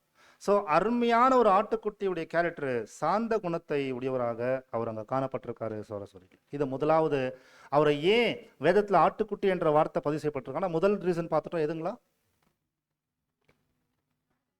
ஆமாம், நீங்கள் டைட்டில் மறந்துடாதீங்க சரிங்களா? அதை முதலாவது சாந்த குணம். ரெண்டாவது, ஆட்டுக்குட்டிக்கு இருக்கக்கூடிய முக்கியமான கேரக்டர் இந்த ஸ்லைடு பார்க்கும்போது உங்களுக்கு தெரிஞ்சிடும். பாருங்களேன், என்னங்களா? கீழ்ப்படிதல். கண்டிப்பாக இப்போ ஒரு சில பேர் ஆடு மேய்ச்சிருக்கீங்கன்னு சொன்னீங்க. நீங்கள் சொல்லுங்களேன், உங்கள் பேச்சு அதை ஆடு கேட்டு இருக்கக்கூடிய காலங்கள் ஞாபகம் இருக்கா? ஆடு என்ன பண்ணுமா சில நேரங்களில்? கீழ்ப்படியலைங்களா? ஸோ ஆடுடைய கேரக்டர் வந்து பார்த்தீங்கன்னா கீழ்ப்படிதலுக்கான ஒரு அருமையான ஒரு கேரக்டர் சரஸ்வதி. கீழ்ப்படிதல் என்பது மிக முக்கியமான ஒரு கேரக்டர் ஆட்டுக்குட்டி கிட்ட இருக்கும். ஒரு மலை நிற்க வச்சுட்டு அது விழ சொன்னால் விழுந்துடும். அந்த ஆடு இப்படி எகிரி குதி, நான் மேய்ப்பு சொன்னால் அது எகிரி குதிக்கும். அதாவது எங்கே போனாலும் வந்து பார்த்தீங்கன்னா ஆட்டுக்குட்டி அந்த ஒரு மேய்ப்பனுடைய வார்த்தைக்கு கீழ்ப்படியும். அப்போ கீழ்ப்படிதலான ஒரு கேரக்டர் இருக்கு இல்லையா, ஒபீடியன்ஸ் என்ற ஒரு கேரக்டர் இருக்கு பார்த்தீங்களா, அது ரொம்ப வெரி வெரி இம்பார்ட்டன்ட். அது யார்கிட்ட மாட்டம் நீங்கள் பார்க்கலாம், அதிகமாக எல்லா மிருகத்தில் பார்க்கும்போது அந்த ஆட்டுக்கிட்ட அது இருக்கும் பார்க்கும். அதுலேயும் பார்க்கும்போது அந்த ஆட்டுக்குட்டியில் நம்ம சில இடத்துல பார்த்துருக்கோம் பாடங்களில், எந்த ஆட்டுக்குட்டியோட அதிகமாக அது வெளிப்படுமா? 2 விதமான ஆட்டுக்குட்டி இருக்குது, 2 விதமான ஆடு இருக்குது. எதில் இருக்குது? செம்மறி ஆடுகிட்ட அந்த கேரக்டர் வெளிப்படும். கர்த்தர் இயேசு கிறிஸ்து பார்க்கும்போது கர்த்தராகி இயேசு கிறிஸ்துடைய வாழ்க்கையில ஒரு அருமையான ஆட்டுக்குட்டி ஏன் கம்பேர் பண்றாங்கன்னா, ஆடுடைய சுபாவம் கீழ்ப்படிதலுக்குள்ள கீழ்ப்படிதலை வெளிப்படுத்தக்கூடிய ஒரு சுபாவமாக அது வெளிப்படுகிறது. அந்த கேரக்டர் யாருக்குள்ள வெளிப்படுது அப்படியே கேட்டீங்கன்னா, பரலோகத்துல பிதாவாகிய தேவனுடைய சமூகத்துல இயேசு கிறிஸ்து ஒரு லோகாசா இருந்த காலம் முதல் கொண்டு, தேவனுடைய முதல் படைப்பா இருந்த காலம் முதல் கொண்டு, இந்த பூமியில கடைசி நிமிடம் கடைசி சுவாசம் விடுற வரைக்குமே அவர் கீழ்ப்பணிஞ்சு கொண்டு தான் இருந்தார் நான் பார்க்கிறோம். அதுல ரொம்ப ஆழமான ஒரு சத்தியம் அங்க பதிவு செய்யப்பட்டிருக்குது. அது என்னன்னு கேட்டீங்கன்னா, அவர் இப்போ மகிமை பொருந்தினவராக தெய்வீக சுபாவத்துல, அதாவது பரலோகத்துல இப்பொழுது அவரு வாசமா இருக்கும்போது கூட, அவர் 2வது தடவை உலகத்துக்கு வந்திருந்தா கூட இப்போ கூட தெய்வீக சுபாவத்தை பெற்று கொண்டும் கீழ்ப்படக்கூடியவராக காணப்படுறார். அதாவது ஒரு சாதகமான சூழல்ல கீழ்ப்படிலாம், அதாவது எல்லாமே சூழல் நல்லா இருக்கும்போது கீழ்ப்படிலாம். இயேசு கிறிஸ்து பரலோகத்துல தூதரா இருந்தாரு, மிகாயிலா இருந்தார் பூமியில வந்து வேலை செய்யும் போது. ஆனா மனுஷனா வரும்போது ரொம்ப டிஃபிகல்ட் இருந்துச்சு. இருந்திருக்குமா இருந்திருக்காதுங்களா? எப்படி இருந்திருக்கும்? பரலோகத்துல அவருக்கு வந்து மாம்சீக சரீரம் இல்லை, ஆவிக்குரிய சரீரம். கரெக்டுங்களா? பரலோகத்துல வந்து டெய்லி வந்து பார்த்தீங்கன்னா பாவிங்களோட வாழ வேண்டிய அவசியம் கிடையாது. கரெக்டுங்களா? ஆனா பூமியில வந்து நாங்களா ஒரு மாம்ச சரீரத்துல வாழணும். அதாவது தூதரா வந்து போர்த்து வேற, மிகாயலாக தூதராக கர்த்தருடைய கட்டளை கொடுக்கிறவரா இருந்தது வேற. ஆனா மனிதனாகவே வாழணும், மனிதரோடு வாழணும், மனிதனுடைய எல்லா உணர்வுகளையும் புரிஞ்சு வாழணும் சொல்லும்போது இந்த இடங்கள்ல தான் ரொம்ப ஆழமா பார்க்கிறோம். அந்த கீழ்ப்படிதலுக்கான ஒரு குணாதிசயத்தை கர்த்தர் வெளிப்படுத்தியிருக்கிறார். ஒரு ஆட்டுக்குட்டி கிட்ட எப்பொழுதுமே மேய்ப்பனுடைய வார்த்தை கீழ்ப்படுறது போலதான் இந்த ஆட்டுக்குட்டியானவராகிய கர்த்தர் இயேசு தன்னுடைய பிதாவாகிய தேவனை மேய்ப்பனா வச்சிருந்தார் தன்னுடைய வாழ்க்கையில். தேவன் இயேசு கிறிஸ்து நமக்கு மேய்ப்பர்னா, இயேசு கிறிஸ்துக்கு ஒரு மேய்ப்பர் இருக்கார். யாருங்களா? பாத்தீங்களா? அப்ப பிதாவாகிய தேவனுடைய வார்த்தைக்கு கீழ்ப்படியக்கூடியவராக இருந்தாரு. அதனாலதான் ரொம்ப நேரம் நீங்க ஒரு வசனம் படிச்சிருப்பீங்க. அது ஒரு கேள்வியா கூட இருந்திருக்கலாம், ஒருவேளை இதுக்கு முன்னாடி கூட கேள்வியா இருந்திருக்கலாம். அநேக பாடத்துல தெரிஞ்சிருக்கும்.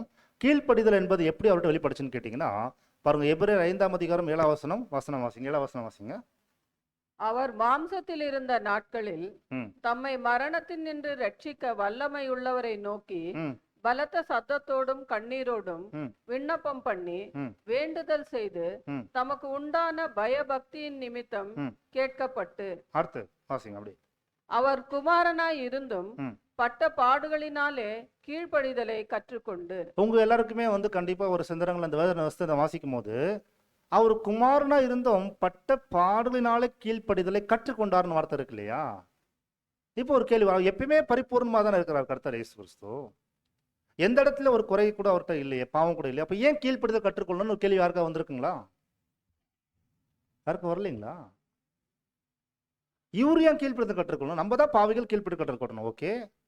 ஆனா தேவனுடைய குமாரன் எங்கேயுமே பாவம் செய்யல, அவர் ஏன் கீழ்ப்படிதல் கற்றுக்கொள்ளணும்னு சொல்லி கேட்டீங்கன்னா, அதுக்கான எக்ஸ்பிளனேஷன் கேட்கும்போது சரஸ்வரிகளே, இவர் ஆட்டுக்குட்டி கிட்ட என்ன கீழ்ப்படிதல் இருக்குதோ அந்த கீழ்ப்படிதல் விட்டு இருக்குது. ஆனா ஏன் கீழ்ப்படிதல் கற்றுக்கொண்டார்ன்ற வார்த்தை வந்துச்சுன்னா, அது ரொம்ப ஆழமான வார்த்தை. பார்க்கும்போது என்ன சொல்றாங்கன்னா, இந்த ஒரு கீழ்ப்படிதலை கற்றுக்கொண்டார் என்ற ஒரு வார்த்தைக்கான விளக்கத்தை பார்க்கும்போது சரஸ்வரிகளே, அவரு சாதகமான சூழல் மத்தியத்துல வாழ்ந்தவர். கவனிங்க, ஏன் கற்றுக்கொண்டாருன்னு பார்க்கலாம். சாதகமான சூழல் மத்தியத்துல வாழ்ந்த லோகாஸ் மிகாயேல் இப்போ சாதகமற்ற சூழலுக்குள்ள வாழ வந்திருக்கிறாரு. பூமி, இந்த பூமியில அந்த பரிபூர்ண கர்த்தராக இயேசு கிறிஸ்துக்கு சரியான காற்று கூட பரிபூர்ணமா இருக்காது. புரியுதுங்களா? பரிபூர்ண மனிதனுக்கு உணவு பரிபூர்ணமா இருக்காது. இப்ப பாருங்க, உதாரணத்துக்கு ஆதாம் வந்து பழம் சாப்பிட்டாரு பாத்தீங்களா? அந்த ஆதாம் பழம் சாப்பிடும் போது பாவம் செய்யறதுக்கு முன்னாடி அந்த பழம் எப்படி இருக்கும்? எப்படிப்பட்ட பழம்? பரிபூர்ணமா பூமி இருந்துச்சு, பூமி சபிக்கப்படல. கரெக்டுங்களா? அப்ப ஆதாம் பரிபூர்ணமா இருக்கும்போது பழத்துல கூட என்ன இருக்கும்? அப்போ பரிபூர்ண கூட பழத்துல கூட பிளஸிங் தான் இருக்கும். கரெக்டுங்களா? அப்ப சபிக்கப்பட்ட பூமியில பரிபூர்ணமான ஒருத்தர் வாழ்ந்துட்டு இருக்கிறார். எப்படி இருக்கு இப்போ அவருக்கு? இது எப்படி சொல்லலான்றது ஒரு எக்ஸாம்பிள் சொன்னா உங்களுக்கு புரிஞ்சுக்கலாம் முடியும் நினைக்கிறேன். முகேஷ் அம்பானில வீட்டுல ஒரு பணக்காரா இருக்கிறாரு. அவங்க மகன் வந்து பாத்தீங்கன்னா மும்பைல வந்து இப்போ ஒரு ஸ்லம் இருக்கு. அந்த ஸ்லம்ல போய் வாழ்ந்தா அவரால் வாழ முடியுமா? எத்தனை நாள் அவரால் இருக்க முடியும் அங்க? நவர் இருக்க முடியும். அதாவது ஒரு என்ன சொல்றது, அதாவது ஜனங்களுக்கு முன்னாடி ஒரு அட்வர்டைஸ்மெண்ட், அதாவது என்ன சொல்கிறேன், ஒரு விளம்பரத்துக்காக என்ன பண்ணலாம், ஒரு வேலை ஜஸ்ட் ஒரு ஒன்றும் இருக்கலாம். பட் அங்கேயே இருக்கிற யாராலும் முடியாது. சினிமாவில் வேணால் டைரக்டர் வந்து அப்படி காமிச்சிட்டு போகலாம், ஒரு ஹீரோ வந்து இப்படி இருந்தார், கஷ்டப்பட்டார், அவங்களும் வாழ்ந்தார். அதெல்லாம் ஆக்சுவலி ரியல் வாழ்க்கையில் மேட்ச் ஆகாது. ஆனால் ப்ராக்டிக்கலாக நீங்கள் பார்த்தீங்கன்னா பரலோகம் என்பது புத்தி கெட்டாத விஷயம் நமக்கு. அப்பேற்பட்ட ஆவியின் உலகத்துல இருந்து ஒருத்தர் பூமியில மனிதனா வந்து வாழ்ந்துறாருன்னா அது சாதகமற்ற சூழல். பிறந்ததும் பார்த்தீங்கன்னா ஒரு இடத்துல பிறந்து அந்த சத்திரத்தில் இடமில்லாததுனால அந்த ஒரு மாட்டுத் தழுவத்தில் அவர் கடத்தப்பட்டார். அப்போ பாருங்க, அங்கிருந்து இப்போ உதாரணத்துக்கு மீன் பிடிக்கிறவங்க கூடலாம் நீங்க இருந்திருக்கீங்களா? சரஸ் எப்ப இருந்திருக்கீங்களா? பெரிய கோடேஸ்வர் போயிட்டு மீன் பிடிக்கிற இடத்துல உட்காந்துட்டு அவங்க மேல தோல்மை கை போட்டுட்டு அவங்களும் நடந்துட்டு உட்காந்துனாலும் சாப்பிட்டு இருக்க மாட்டாரு. ஏங்க?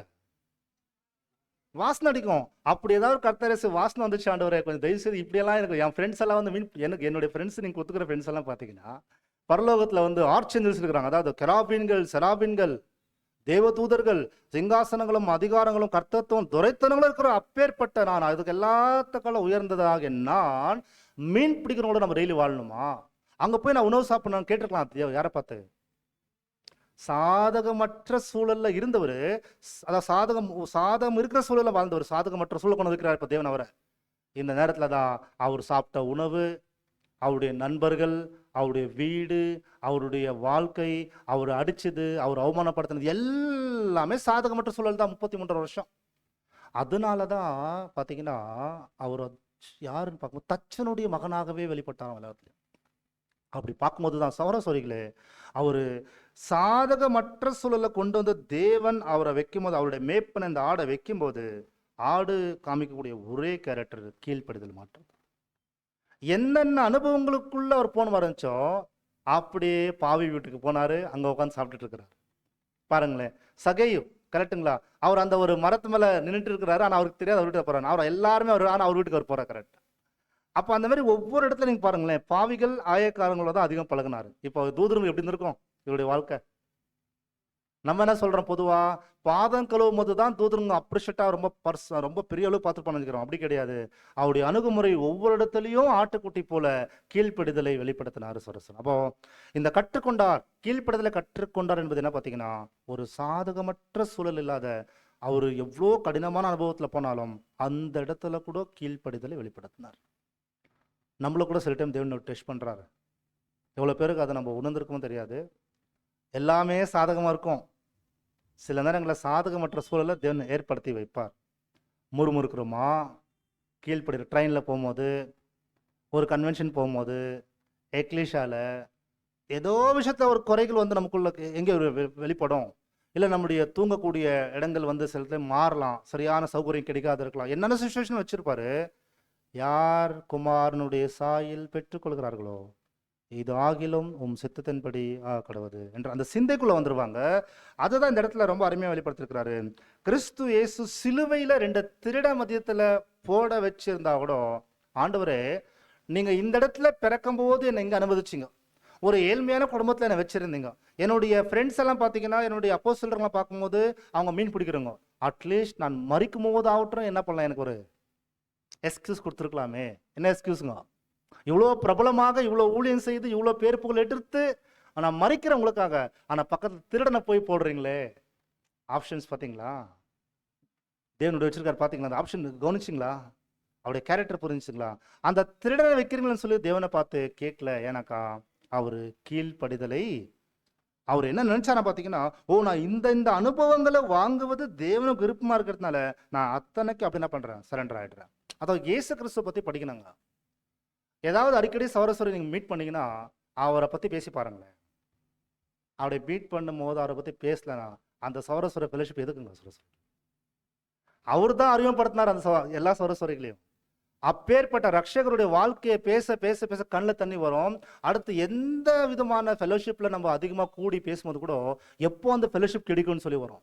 சாப்பிட்றதுக்கு, பேசுறது, பழகிறதுக்கு சௌரஸ்வரி ஃபெலோஷிப் கிடையாது. சௌரஸ்வரி கிறிஸ்து என்னக்கூடிய ரட்சகர் எனக்குள் இருப்பதை, அந்த கிறிஸ்துவுடைய குணாதிசயங்கள் இவ்வளோ நான் படித்தேன், என்னுடைய வாழ்க்கையில் இவ்வளோ சேஞ்சஸ் இருந்துச்சு. எனக்கு உண்மையெல்லாம் சொல்கிறேன், எனக்கு எப்போ சகோதரசரோட மீட் பண்ணி பேசலாம்னு தோணுச்சு.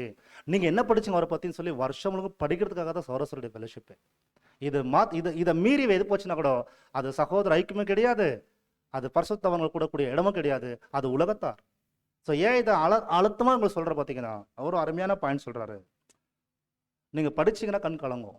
இது உள் வாங்கிட்டீங்கன்னா, ச்சே, இப்பேற்பட்ட கர்த்தர் இயேசுவை என்னுடைய மூத்த அண்ணாவை கொண்டிருப்பதற்கு நான் உலகத்தில் பிறந்த மனிதர்ல மிகப்பெரிய பாக்கியவான் என்று நினைக்கலாம். எப்பேற்பட்டவர் நம்முடைய மூத்த அண்ணான்னு சொல்லி நம்ம சொல்றாரு, நம்முடைய சகோதரன் சொல்றாரு. பார்க்கும்போது சகோதர சகோதரிகளே, ஒரு மிகாயேல், ஒரு லோகாஸ் இந்த பூமியில பாவியா வந்திருக்கக்கூடிய கர்த்தர் இயேசுவை இந்த தேசமே புறக்கணிக்குது. பார்த்தீங்களா? புறக்கணிச்சா? தேசமே புறக்கணிக்கும் போது கூட அவர் பிதாவே உன் சித்தம்படி ஆக்கடுவது என்ற அந்த சிந்தையோட வாழ்ந்தார். பார்த்தீங்களா? அப்பேற்பட்ட சிந்தை உள்ளவர் திருடன் மத்தியத்துல போட்டுட்டதுக்கான காரணம் கேட்டீங்கன்னா ரொம்ப ஆச்சரியப்பட்டார். ஒரே ராத்திரியில இவர் பெற்றுக்கொண்ட எல்லா பேர் புகழ் தண்ணியில ஊத்தின மாதிரி, அதாவது எல்லாமே அப்படி போயிட்டுன்றதான் பிளான். ஆக்சுவலி யாருதுன்னா இவங்க லீடர்ஸுங்க தான். பாருங்களேன், உதாரணத்துக்கு எத்தனை திருட மதத்தில் போட்டாங்கன்னா பப்ளிக் எல்லாம் போகும்போது என்ன பேசுவாங்க அவரை பத்தி பார்த்து, ஓ இவர் என்ன, யாருங்க இவர் ஒரு போலி மெஸ்ஸியா, அந்த திருடன் போல தான் இவரை திருடி இருக்காரு என்ற மாதிரி அநேக வார்த்தை பேசும். அப்போ ஒரு நாள்ல அந்த பேர் வாங்குறதுக்கு எப்படிங்க மனசு ஒத்துக்கும்? எங்கேயாவது ஒரு இடத்துல வந்து அந்த ஆக்சுவலி ஏற்கனவே ரொம்ப டெம்டேஷன் போயிட்டு இருக்கும் கர்த்தர் இயேசுடைய சிந்தையில, அதுலயும் போய் ஒரு திருடன் வந்து ஒரு வார்த்தை பேசுறான் பாருங்க, அப்போ இன்னும் டெம்டேஷன் எப்படி இருக்கும்? அப்போ யோசிச்சு பாருங்க. நீ மெஸ்ஸியா வரந்தா நீ உன்னை விடுதலை செய்துக்கோ, எங்களையும் விடுதலை செய்ய சொன்னா நம்ம சில நேரங்களில் சொல்லும். பார்த்தீங்களா? என் வாழ்க்கை எப்படி இருக்குது சில நேரங்கள்னு பார்த்தா, ஒரு வார்த்தை பொதுவாக பயன்படுத்துவோம். எல்லாரும் சொன்னது போதும், எல்லாரும் சொல்லிட்டாங்க, சில வார்த்தை கடினமாக வார்த்தை பேசிட்டாங்க, இவங்கள்ட்ட கூட நான் அந்த வார்த்தை வாங்க வேண்டியதுன்னு சொல்லுவோம். சில டைம் யூஸ் பண்ணியிருப்போம். நம்ம யூஸ் பண்ணது இல்லையா? நம்ம வேறுமே சொல்லுங்களேன், ஏதோ எப்படி யூஸ் பண்ணுவோம் அந்த வார்த்தை? இவங்க கூட நான் பேசுகிற மாதிரி என் வாழ்க்கை ஆயிடுச்சுன்னு சொல்லுவோமே, சொல்லுங்களேன். அவ்வளோ கேவலமாக எல்லாரும் பண்ணியிருக்காங்க, பார்த்துருக்காங்க தான் சொல்லுவோம் இல்லையா? அப்படி கூட ஒரு வார்த்தை யாரப்பா, ஒரு ஜஸ்ட்டு அந்த வழியில் அந்த வேதனையில திரும்பி அப்படியே அந்த திருடனை பார்த்து முடிச்சதோ, நீ கூட என்னை வந்து பேசுகிற மாதிரி ஆயிருக்கன்ற மாதிரி கூட பார்த்தது கிடையாது. ஏன்னாக்கா எங்கள் அப்பாவுக்கு கேள்விப்படைற அவ்வளோதான். ஆட்டுக்குட்டிங்களா கர்த்தர் இயேசு? ஆட்டுக்குட்டி தானே, எவ்வளோ பெரிய ரட்சகர் பார்த்தீங்களா? அந்த ஆட்டுக்குட்டியானவருடைய வார்த்தைப்படியே ரைப்பன்ஸ் நம்பர் CR 145 சொல்கிறாரு, அவருடைய சபையார் கூட அப்படிதான் கீழ்ப்படினோம். யார் தேவனுடைய பிள்ளைகளா இருக்கிறாங்களோ அவங்களும் அப்படி கீழ்ப்படிவது உலகத்திலேயே மிக சிறந்தது எதுங்க? ஒரே வார்த்தை சொல்லுங்க பார்க்கலாம். தேவனுக்கு பிடிச்சது நம்மள்கிட்ட, தேவன் நம்மள்கிட்ட விரும்புறது எது மாற்றம் தான் சொல்லுங்க பார்க்கலாம். இன்னைக்கு படிச்சது நம்ம காலைல படிச்சது இல்லைங்களா? காலைல படிச்சு மண்ணா படிக்கிறோம், வாக்குத்தத்தத்தை படிக்கிறோம். இதெல்லாம் ஏன் படிக்கிறோம்னு சொல்லி யாராவது சொல்ல முடியுங்களா? யாராவது ஒத்து சொல்லுங்க பார்க்கலாம். ஏன் சர்வீஸ் ஆரம்பிக்கும் போது பாட்டு, மண்ணா, வாக்குத்தத்தெல்லாம் படிக்கிறோம் சொல்லுங்க பார்க்கலாம். ஒரு ட்ரெடிஷனல் இல்லைங்களா? வேதமானவர் வந்து கூடி வந்தாக்கா ஒரு பாட்டு பாடணும், ஒரு வாக்குத்தத்தம் வாசிக்கணும், ஒரு மண்ணா வாசிக்கணும். அதான் ட்ரெடிஷனல் தானே? சொல்றீங்களா? யார் கரெக்ட் இருக்குன்னு சொல்றீங்க? ஒரே ஒரு வார்த்தையில சொல்லுங்க பார்க்கலாம். நம்மளுடைய சிந்தை உலகம் முழுக்க வேலையில, வீட்டு விஷயத்துல, மற்ற எவ்வளோ கஷ்டங்கள், துன்பங்கள், எவ்வளோ டிஸ்டர்பன்ஸ்ல இருப்போம் நம்ம சிந்தை எல்லாம். ஒரு அந்த சிந்தை வந்து விட்டுடு, எல்லாத்தையும் விட்டுடு, இந்த ஆளுக்குள்ள வரும்போது எல்லாத்தையும் வெளியே வச்சிரு. இப்போ தேவனே ஆராதிக்க வந்திருக்கிற, தேவனுடைய சமூகத்துக்கு வந்திருக்கிற, தேவன் உனக்கு என்னவோ சொல்ல வந்திருக்காருன்னு சொல்லி நீ இருதயத்தை என்ன பண்ண பார்த்தீங்கன்னா நீ வெறுமையாக்கு. அந்த இருதயத்துல தேவன் சொல்லக்கூடிய ஒவ்வொரு வார்த்தையை உள் வாங்க என்பதுக்காக நம் இருதயத்தை ஆயத்த பண்ணக்கூடிய நேரம் தான் பாட்டு பாடும்போது அந்த உடனே நம்ம மைண்ட் எங்க வருது? கவனப்பல். அடுத்து மண்ணா வாசிக்கும் போது, அன்னைக்கான காலைத்தமிழ் வாசிக்கும் போது ஒவ்வொரு எங்கேயோ வீக்காக இருப்போம். ஆனால் அந்த வீக் பண்ணுற விஷயம் ஒரு சப்ஜெக்ட் கேட்கறது மட்டும் இல்லை, பாட்டு அதை நம்ம பார்த்தோம் பக்தி விருத்தி பற்றி படிக்கும்போது, பாட்டு பாடும்போது, வசனம் கேட்கும்போது, மண்ணா வாசிக்கும் போது, இன்னைக்கு பார்த்தோம் இன்னைக்கு காலை வாசிக்கும் போது. கீழ்ப்படிதல் என்பது அது நித்திய ஜீவனுக்கு நம்மளை கொண்டு போகக்கூடிய வழியாக இருக்கிறது. இதுதாங்க நம்முடைய வாழ்க்கையில் தேவன் விருது நம்மள்ட்ட கேட்கல, நாம் கீழ்ப்படிதல் தான் கேட்குற அந்த ரீஃபரன்ஸில் அது பாயிண்ட் இருக்குது சார் சொல்லிக்கலாம். அதனால இரண்டாவது ஒரு கேரக்டர் கர்த்தர் இயேசு கிறிஸ்துவுக்கு ஆட்டுக்குட்டி, அது கீழ்ப்படிதல். இறுதி சுவாசம் இருக்கிற வரைக்குமே தன் மேய்ப்பனுக்கு ஆட்டுக்குட்டியாக அவர் கீழ்ப்படிஞ்சார். பாருங்க எவ்வளோ அருமையாக பொருந்து பாருங்க. மூணாவது ஒரு கேரக்டர் இருக்குது கர்த்தர் இயேசு கிறிஸ்துவுக்கு, அந்த ஆட்டுக்குட்டிக்கு இருக்கிற மூன்றாவது ஒரு கேரக்டர் இருக்குது, எக்ஸ்ட்ராடினரி கேரக்டர். வேதத்துல வந்து ஒரு ஆட்டுக்குட்டி வாழ்க்கையை கர்த்தருக்கு ஒப்பிட்டு பேசியிருக்காங்கன்னா சும்மா பேசியிருக்க மாட்டாங்க. அதுலயும் ஒரு அருமையான கேரக்டர் இருக்குது, அது பலிக்காக தன்னை ஒப்பு கொடுத்துதல். அதாவது பலிக்காக தன்னை ஒப்பு கொடுத்துதல், அதாவது பலி செய்யக்கூடியவர்களாக காணப்படும் போது, ஆடு பலிக்காக கொண்டு போகும்போது அது என்ன பண்ணும்? இப்போ ஆடை வந்து என்ன பண்ணும் பார்த்தீங்கன்னா கட்டிட்டு கூட்டின்னு போவாங்க பாருங்களேன், அது பாட்டு என்ன பண்ண சொல்லுங்களேன், அது பாட்டு நடந்துட்டு போயிட்டு இருக்கோம், அவ்வளவுதான். அந்த பலிக்கு ஒப்பு கொடுக்கப்பட்ட ஒரு குணாதிசயம் எப்படி ஆடுக்கு இருக்குதோ அதே போல இயேசு கிறிஸ்துக்கு இருக்கு சோரஸ்வரிகளே. அதனால தாங்க நம்ம என்னைக்குமே யாரை மறக்க கூடாதுன்னு கேட்டா, கர்த்தர் சொல்றாரு, என்னை நினைவு கூறும்படி இது செய்யுங்களேன். என்னை நினைவு கூறும்படி செய்யுங்க சொல்லும் போது, உலகத்துல இயேசு கிறிஸ்து எங்கேயுமே எனக்காக நீங்க ஒரு கோடி ரூபாய் செலவு பண்ணி ஒரு சர்ச் கட்டுங்கன்னா கட்டியிருப்பாங்களா மனுஷங்க எல்லாமே? அப்படி அவர் கேட்கவே இல்லை. எனக்காக நீங்க அது செய்யுங்க இது செய்ய எதுவும் கேட்கல. அவர் கேட்டது ஒண்ணு மாற்றதான். என் பிறந்த நாள் கொண்டாடுன்னு சொன்னாருங்க எங்கேயாவது? என்னுடைய பிறந்த நாள் நீங்க கிறிஸ்மஸ் ட்ரீ பெருசு அளவுக்கு வச்சு அதுல பலூன் ரெடி பண்ணி அதுல டிசைன் ரெடி பண்ணி நீங்க ஸ்பெஷலா பிரியாணி பண்ணி அதுக்கப்புறம் அடுத்த நாள் செய்வாங்க. என்னெல்லாம் செய்வாங்க அந்த டைம்ல? சொல்லுங்களேன், எனக்கு அது சொல்ல தெரியல. ஸ்டார் குக்கீஸுங்களா, என்ன சொல்றீங்க? அது எல்லாமே பாத்தீங்கன்னா பேர் சபை பண்ணிருப்பாங்க. ஆனா ஆக்சுவலி இந்த கடைசி காலத்துல வந்து நம்ம வேதமாதரும் செய்ய ஆரம்பிச்சிட்டாங்க. எப்படின்னு பாத்தீங்கன்னா, அங்க கிறிஸ்மஸ் சாங் பண்றாங்க இல்லையா, நம்ம அதெல்லாம் பண்ண வேண்டாம், வீட்டுல பலகாரம் ஆர்டர் பண்ணி சாப்பிடலாம். நோ, செய்யக்கூடாது. அந்த டேட்ல வந்து கர்த்தர் பிறக்கும் போது அது செய்யக்கூடாது. கர்த்தர் அதை பத்தி கேட்டதுக்கு கிடையாது. இப்போதான் எப்படி சொல்லிட்டாரு பாடத்துல, நம்ம பலகாரம்லாம் சாப்பிடணும்னு ரொம்ப ஆசைப்பட்டு சாப்பிட்டோமே. நீங்க வருஷம் முழுக்க என்னைக்கா சாப்பிடுங்களேன், தப்பு கிடையாது. நீங்க வீட்டுக்கு போய் இன்னைக்கு சாயந்தரம் எல்லாம் ரெடி பண்ணிட்டு இந்த வாரம் முழுக்க பலகாரம் உங்களுக்கு என்னெல்லாம் பிடிக்கும் அத்தனை செய்யுங்களேன். அதையே அவங்க செய்யற விஷயத்த நான் அதை செய்ய விட்டுட்டு இங்க வந்து செய்யறேன்னு சொல்லும்போது அது எக்ஸாக்ட்லி 25th ஏன் செய்யணும்? 25th என்பது ஒரு சூரிய கடவுளுடைய வணக்கத்தை கொண்டு போற விஷயங்கள். அது நம்ம சத்தியத்துக்காக வந்ததுக்கு அப்புறம் எக்காரணத்தை கொண்டு நம்ம அதுக்கு உறுதியா நிக்கணும், அவ்வளவுதான். பட் அவங்க செய்துக்கிட்டோம், குடும்பத்துல சத்தியத்துல இல்லையா, உங்களை அந்த இடத்துல வேலைக்கு ஏற்படுத்துறாங்களா, நீங்க உங்களுடைய பார்ட் செய்து வெளியே வந்துருங்க, அவ்வளவுதான். பட் ஒரு உண்மையான புது சிருஷ்டி அன்னைக்கு எதுவும் செய்ய வேண்டியதில்லை. எனக்கு கர்த்தர் அதை பத்தி கேட்க கூட இல்லை, கேட்கவே இல்லைங்க. ஆனா ஒண்ணு கேட்டிருக்கார், என்னை நினைவு கூறும்படி இந்த அப்பத்தை பிடிக்கும் சொன்ன, என்னை நினைவு கூறுங்க சொன்னார்ல, அது நம்ம என்ன பண்ணலாம், செய்யணும். ஒருத்தரும் செய்யணும். அது என்ன நினைவு கூறணும் பாத்தீங்கன்னா, பலிக்காக ஒப்பு கொடுக்கப்பட்ட ஆடு போல போனார் இல்லையா, அந்த ஆடு போல போன அந்த குணாதிசயம் இருக்கு இல்லையா, அவருடைய இருதயத்துல இருந்த சிந்தைய தேவன் பரிசுத்தாவியை கொடுத்து, பிராங்க்ஷல் எனக்கூடிய ஒரு மூத்த சகோதரர், கவுனிங்க, பிராங்க்ஷல் எனக்கூடிய ஒரு மூத்த சகோதரர், ரசல் பதருக்கு அப்புறம் வாழ்ந்திருக்கிற சகோதரர், பிரதர் ரசல் பதரும் அதுக்கப்புறம் பிரதர் பிராங்க்ஷல் பதரும், இவங்க ரெண்டு பேருமே அந்த என்ன நடந்துச்சு அவருக்குள்ள அந்த சிந்தை நடந்த விஷயத்த தேவ ஆவினால ஏசாயா புத்தகத்துல என்ன பதிவு செய்யப்பட்டிருக்குதோ, பலிக்காக போகக்கூடிய ஆட்டுக்குட்டிக்குள்ள என்ன இருக்குதோ அது அத்தனையும் கிறிஸ்துக்குள்ள இருந்ததை கொண்டு வந்திருக்காங்க. சரஸ்வரி எக்ஸலண்டான கேரக்டர் கொண்டு வந்திருக்காங்க. அதாவது அந்த பலிக்காக போகக்கூடிய ஆட்டுக்குட்டிக்குள்ள என்ன கேரக்டர் இருக்குமோ அதை அப்படியே கொண்டு வந்திருக்காங்க. ஏசாயா 50 அதிகாரம் வசனம் 4 வசனத்தை வாசிக்கலாம். 3வது கேரக்டர், இளைப்படைந்தவனுக்கு சமயத்திற்கேற்ற வார்த்தை சொல்ல நான் அறியும்படிக்கு கர்த்தராகிய ஆண்டவர் எனக்கு கல்விமானின் நாவை தந்தருளினார்.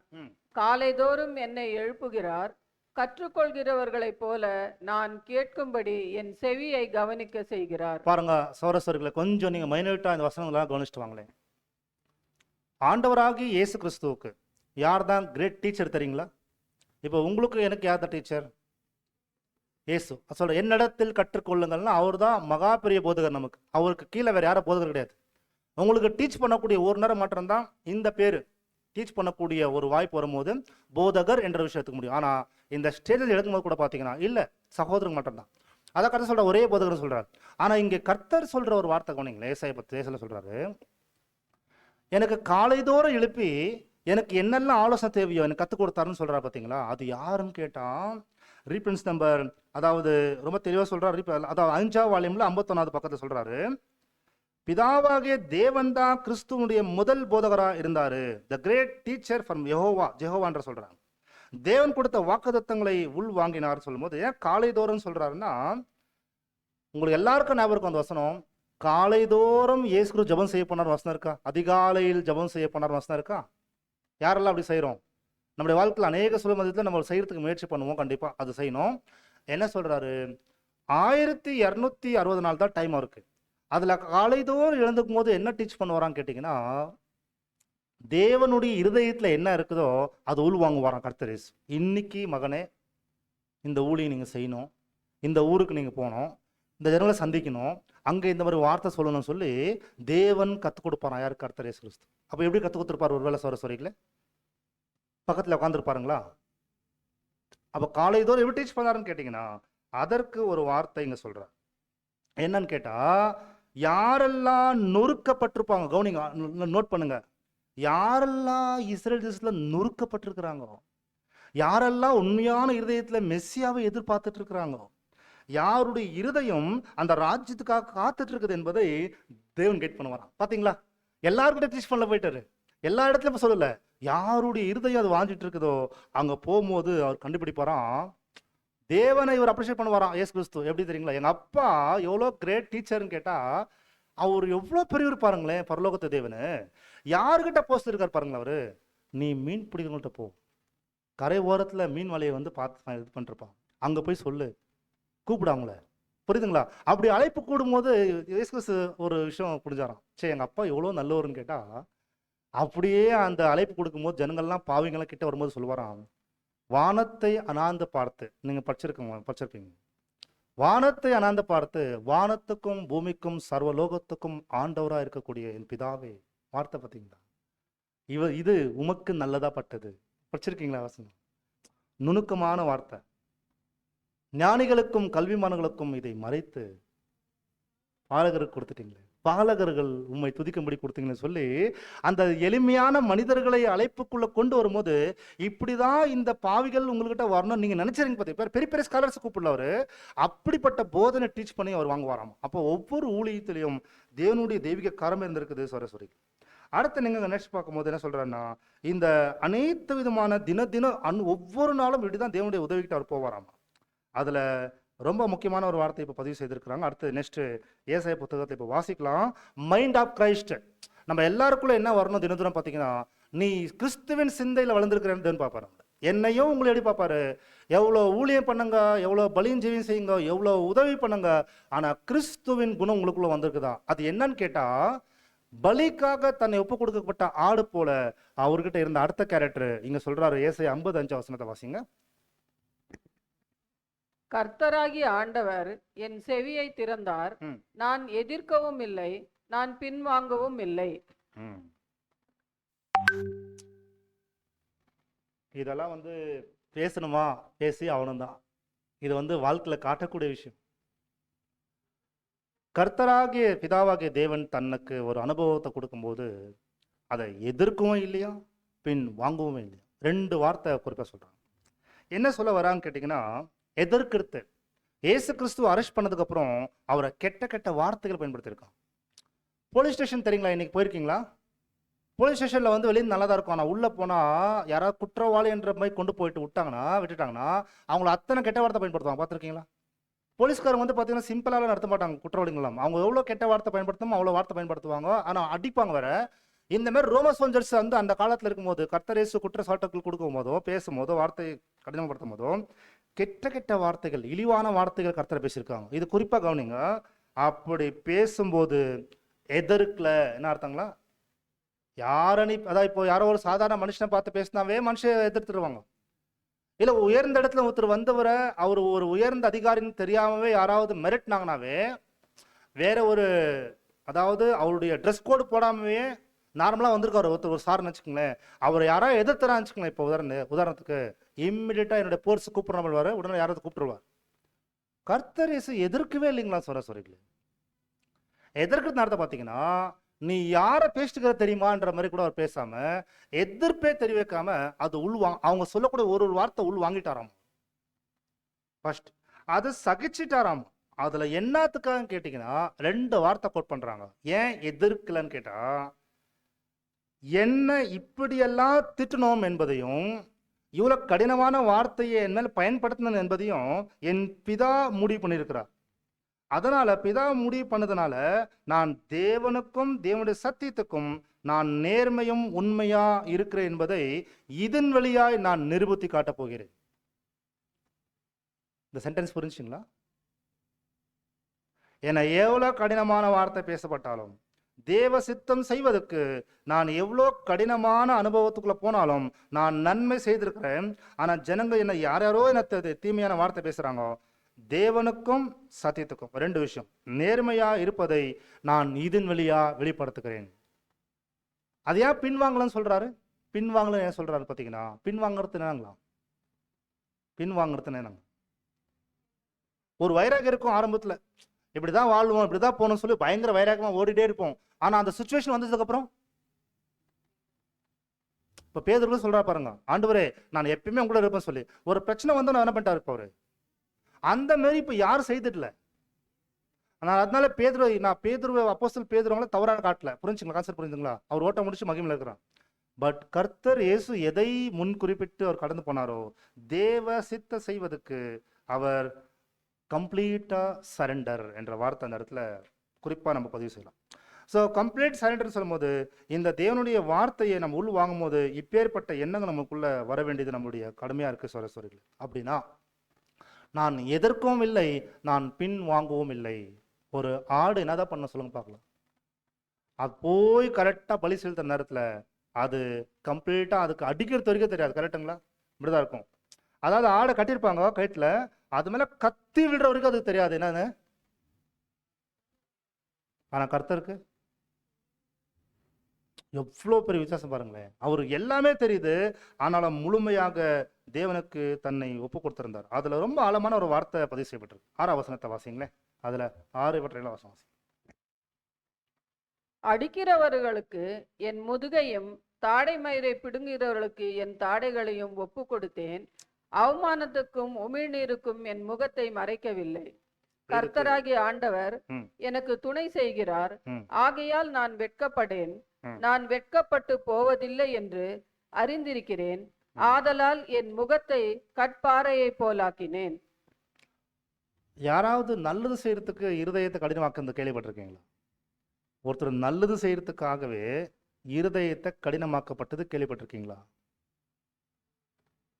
இன்னும் நமக்கு அந்த வசனத்துல விளக்கம் இன்னும் ஃபுல்லா உள்வாங்கல இல்லைங்களா? மனிதனுக்காக உயிர் கொடுக்க வந்துட்டேன். எங்க அப்பாவை கனப்படுத்துறதுக்கு முடிவு பண்ணிட்டேன். அதனால எனக்கு எப்பேற்பட்ட அவமானம் வந்தாலும், எவ்வளோ நிராகரிப்பு வந்தாலும், எவ்வளோ குற்றச்சாட்டு என் மேல் காட்டப்பட்டினாலும், நான் கற்பாறை போல என்ன பண்ணிட்டேன், இருதயத்தை கடினமாக்கிட்டேன். இதுக்கு எக்ஸ்பிளனேஷன் கொடுத்துருக்காங்க பாருங்களேன். உண்மையாலுமே அது நம்மளால 100% உங்களுக்கு முன்னாடி பகிர்ந்து கொள்ள முடியுமோன்னு தெரியாது. நீங்கள் வாய்ப்பு இருந்தால் கமெண்ட்ரி போய் பாருங்க. ஃபர்ஸ்ட் பாயிண்ட் என்ன சொல்றாங்கன்னா, முகத்து மேலே துப்புனாங்களாமா. சௌரஸ்வரில் இது எக்ஸ்பிளனேஷனுக்காக தான் நான் போயிட்டு இருக்கிறோம். முகத்து மேலே உமிழ்நீரோட துப்பிருக்காங்க. ப்ராக்டிக்கலாக கேட்குறேன், நம்ம வண்டியில் போயிட்டு இருக்கும்போது யாரோ ஒருத்தர் ஏதோ அப்படி பஸ்ஸில் போகும்போது துப்புற மாதிரி துப்பும் வந்தாக்கா நம்ம என்ன பண்ணுவோம் பொதுவாக? இல்லை, கோவம் காட்டும். அதுக்கப்புறம் அது எல்லாத்துக்கு முன்னாடி ஒன்று பண்ணுவோங்களே, உடனே திரும்பிடுவோம். அல்லது என்ன பண்ணுவோம்? உடனே திரும்பிடும். இல்லை வேற ஏதாவது பண்ணிடுவோம் இல்லைங்களா? ஏசு கிறிஸ்து அப்படி பண்ணலையா சௌரஸ்வரியில்? அதுதான் இன்னைக்கு இருக்கக்கூடிய ஹைலைட்டான விஷயம்.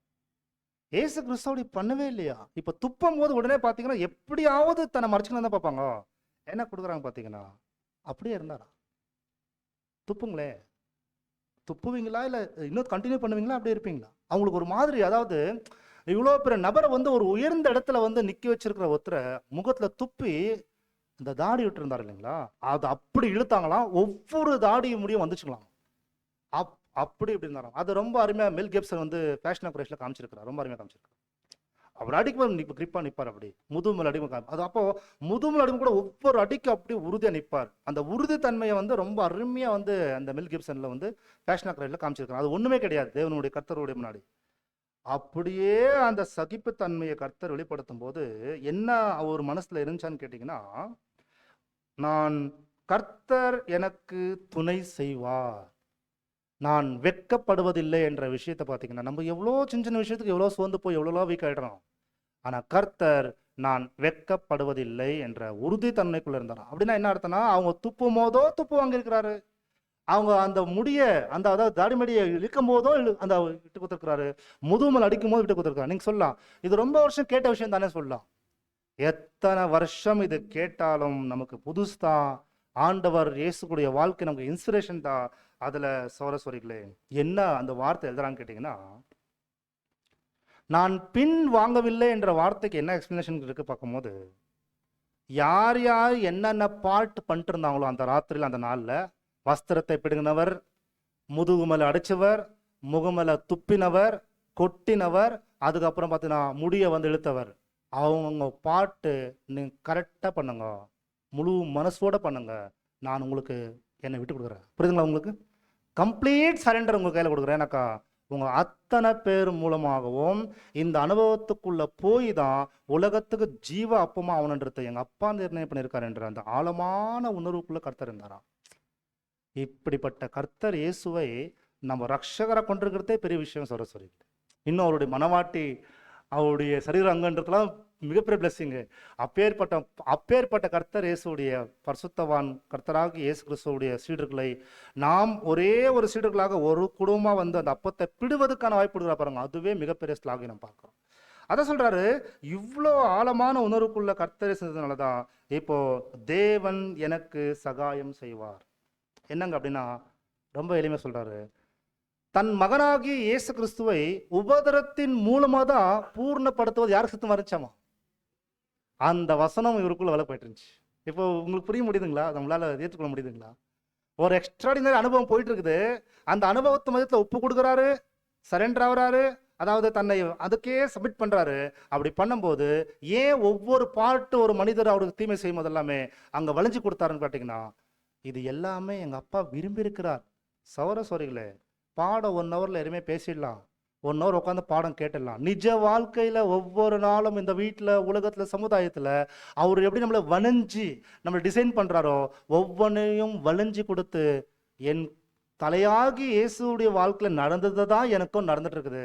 அதனால எதுவா இருந்தாலும் சித்தத்துக்கு நாங்கள் ஒப்பு கொடுக்குறோம். நன்மை செய்வதற்கே எங்க ஆண்டவர் இருதயத்தை கடினப்படுத்தினார். அதாவது இந்த முழு சத்தியத்துக்காகவும் தேவனுக்காகவும் அந்த மாதிரி வேலை செய்திருக்காருன்னா, நான் நன்மை செய்வதற்கு சோர்ந்து போகவே மாட்டேன். யார் ஏதாவது நினைக்கட்டும், யார் எப்படியாவது பேசட்டும், யார் தவறா புரிஞ்சுக்கிட்டோம், தவறா புரியாத போட்டோம், நன்மை செய்வதிலே சோர்ந்து போகக்கூடாதுன்னு சொல்லி கொடுத்துருக்குறாங்க. நன்மை செய்வதிலே நான் இறுதி வரைக்குமே உறுதியாக இருப்பேன் என்ற அந்த சிந்தையோடு வாழக்கூடிய மாற்றம்தான் கிறிஸ்துக்குள் உண்மையாக வாழ்கின்ற தேவனுடைய பிள்ளைகளுக்கு அநேக உபதிரவம் கஷ்டங்கள் கண்டிப்பா வந்தே வரும் என்பதை மனதில் பதிய வைத்துக் கொள்வோம். என் நிமித்தம் உங்களை அநேக பேர் தவறான வார்த்தைகளை பேசுவாங்க, நிந்திப்பார்கள், அநேக தீமையான மொழிகளை உங்களை வார்த்தையில பேசுவாங்கன்னா நீங்கள் சந்தோஷப்பட்டு களி கூறுங்க என்ற அந்த சிந்தை எவ்ரிடே உள்ள போயிட்டு இருக்கோம். ஏன்னா கிறிஸ்து இயேசு அப்பத்தை பிட்டது போலதான் இவர்களும் தன் மாம்சத்தின் விருப்பங்களை பிட்டு வாழக்கூடியவர்களாக காணப்படுவாங்க. சரஸ்வரிகள் எவ்வளவு ஆழமான விஷயங்கள் நம்ம இன்னைக்கு பார்த்துட்டு இருக்கோம் கேட்டீங்கன்னா, கர்த்தர் இயேசுடைய வாழ்க்கையில நடந்தது எதுவுமே சமுதாயத்தில் யாருக்கும் நடுக்கல தெரியுங்களா? இப்போ நம்ம ஒருவேளை உங்களை கேட்டோம்னா இன்னைக்கு பாடத்துல அவருக்கு நடந்தது நியாயமா அநியாயமா? இன்னொரு தடவை யோசிச்சு சொல்லுங்களேன். நியாயமா அநியாயமா சொல்லுங்க. நீங்க சொல்ல தப்பு கிடையாது, அநியாயம்தான், அநியாயம்தான். அது கரெக்ட் தானே சொல்றேன், அநியாயம் தானே நடந்தது. அவர் அதை சகிச்சாரா இல்லையா? நீங்க வேலைக்கு போற இடத்துல, நீங்கள் வீட்டில் வேலைக்கு போனீங்கன்னா கூட, சமுதாயத்தில் வேலைக்கு போகிற இடத்துல, சொந்த பந்தங்கள் நன்மை செய்கிற இடங்கள்ல, மற்றும் உலகத்தில், சமுதாயத்தில், வீட்டில், சத்தியத்தில், சகோதர மதியத்தில் நீங்கள் நன்மை செய்யும் போது உங்களுக்கும் எனக்கும் அநியாயம் நடக்கும். அது எக்ஸ்பெக்டேஷனோட வாழலாம். அதுதான் கிறிஸ்துவிற்குள்ள பாடுபட போகுது. அதாவது அநியாயம் நடக்கும், நம்ம மேல குற்றச்சாட்டுகள் சொல்லுவாங்க, ஆனால் எதிர்த்து போராடக்கூடாது, எதிர்த்து நிற்கக்கூடாது, உரிமைகளை வெளிப்படுத்தக்கூடாது. நாங்கள் புரட்சி செய்கிறோன்னு சொல்லி சமுதாயத்தில் அந்த ஃப்ரீடம் பார்க்கிட்ட போயிட்டு, இங்கே இருக்குல்ல ஃப்ரீடம் பார்க் இருக்குல்ல, அங்கே போய் நின்றுட்டு இன்னைக்கு எவ்வளோ சபையில் சொல்கிறாங்க, எங்களுக்கு கிறிஸ்டியன் என்னங்களா இண்டிவிஜுவல், அதாவது பார்த்தீங்கன்னா ஃப்ரீடம்ஸ் எங்களுக்கு இருக்குதுன்னு சொல்லி போராடுறாங்க பாருங்க. அப்படி போராட்டமும் செய்யக்கூடாது, எனக்கு அநியாயம் நடந்து சொல்லி யார்கிட்ட போய் துக்கத்தோட அழுவும் கூடாதான்னு பார்த்தீங்கன்னா, நாம் இது எல்லாமே எதிர்பார்த்து வாழலாம். 1 கொரிந்தியர் 6ஆம் அதிகாரத்தில் 7ஆம் வசனத்தில் தெளிவாக இருக்குது, நமக்கும் அநியாயம் நடக்கும், அதை நாம் சகித்து வாழக்கூடியவர்களாக காணப்படும். 1 கொரிந்தியர் 6ஆம் அதிகாரம் 7ஆம் வசனம், பைபிள் இருக்க வசனம் வச்சிடும். 1 கொரிந்தியர் 6ஆம் அதிகாரம் 7ஆம் வசனம், நீங்கள் ஒருவர் வழக்காடுகிறது எவ்விதத்திலும் குற்றமாயிருக்கிறது. அப்படி செய்கிறதை விட நீங்கள் ஏன் அநியாயத்தை சகித்துக் கொள்கிறதில்லை? வீட்டுல நீங்க எல்லாம் ஒருவேளை நம்ம எல்லாம் ஒருவேளை அந்த ஒரு இது போடுறல, கர்த்தர் சீயோனில் உங்களை ஆஸ்வதிப்பார் வசிங்களா, வசனம் போட்டிருப்பா இல்லைங்களா? போட்டிருப்போம் இல்லைங்களா? அது மாதிரி வசனம். இப்போ இன்னைக்கே போய் நாளைக்கு எல்லாம் இந்த வசனத்தை பிரிண்ட் அவுட் எடுத்துட்டு வீட்டில் ஃப்ரண்ட்ல காலைல எழுந்த உடனே பெருசா தர்ற மாதிரி, நீங்கள் ஏன் அநியாயத்தை சகிக்கக்கூடாது? கரெக்டுங்களா? ஏன் யார் சகிச்சார் அப்படி?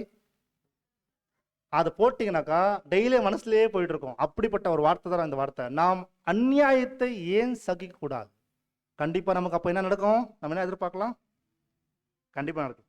சகோதர சோரிகளே, இப்படி ஒரே சிந்தை உள்ளவர்களாக கிறிஸ்துவனுடைய பாடுகளில் பங்கு பெறுவதற்காக நாம் பிரயாசப்படணும். கர்த்தரை பற்றி இன்னொரு வார்த்தை அங்கே இருக்குது. என்ன சொல்கிறாங்கன்னா, அந்த சார்ட்டில் நீங்கள் வசனம் வாசிக்கலாம். அதான் கர்த்தர் தேவன் எனக்கு துணை செய்வார் இல்லைங்களா? இந்த வசனம் வாசிச்சிருங்க. ஏசாயா 50ஆம் அதிகாரம் 7ஆம் வசனத்தை வாசிச்சு. கர்த்தராகிய ஆண்டவர் எனக்கு துணை செய்கிறார், ஆகையால் நான் வெட்கப்படேன். நான் வெட்கப்பட்டு போகிறதில்லை என்று அறிந்திருக்கிறேன். ஆதலால் என் முகத்தை கற்பாறையை போலாக்கினேன். பாத்தீங்களா? அப்படி கர்த்தர் இயேசு கிறிஸ்து வாழ்ந்தாரு. அடுத்ததாக அந்த ஒரு கேரக்டர் நமக்குள்ள வரணும். என்ன சொல்றான்? நீங்க கூட யாரையும் வந்து சபிச்சிடாதீங்க. ஏன் அப்படின்னா பேதுருல வசனம் இருக்குது, 1 பேதுரு 2:21 படிக்க வேண்டியது இல்லைங்க, அதான் பார்த்தலாம். அப்படியே அதான் கிறிஸ்து இயேசு உங்களுக்காக பார்க்கும்போது ஒரு அருமையான ஒரு முன்மாதிரி வச்சுட்டு போயிருக்காரு. இதற்காக தான் நீங்க அழைக்கப்பட்டீங்கன்னு சொல்லி நான் சொல்றாருன்னா, அவர் நமக்காக ஒரு முன்மாதிரி வச்சுட்டு போயிருக்கிறாரு. அவருடைய அடிச்சோடுகளை பின்பற்றுவதற்காக தான் நம்ம வந்திருக்கோம். சொல்லும் போது என்ன சொல்றாரு? அவர் வையப்படும் போது, அவர் பாடுபடும் போது அவர் என்ன பண்ணல பார்த்தீங்கன்னா, பதில் வையாமல் அவர் என்ன பண்ணாருன்னா தன்னை முழுக்க முழுக்க நியாயமாய் தீர்ப்பு செல்லிடத்துல ஒப்பு கொடுத்தார். கரெக்டுங்களா? அதோடைய எக்ஸ்பிளேஷன் பார்க்கும்போது நீங்க கூட ஒருவேளை யாராலாவது துவப்படுத்தப்படுறீங்களா? உங்களுக்கு அதே பிரச்சனை போயிட்டு இருக்குதா? ஒன்னு இல்ல ஒன்னு சோதனை வந்துட்டு இருக்குதா? உங்களை தவறான விதத்துல உங்களை செல்ஃபுக்காக சுயத்துக்காக பயன்படுத்திட்டு இருக்கிறாங்களா?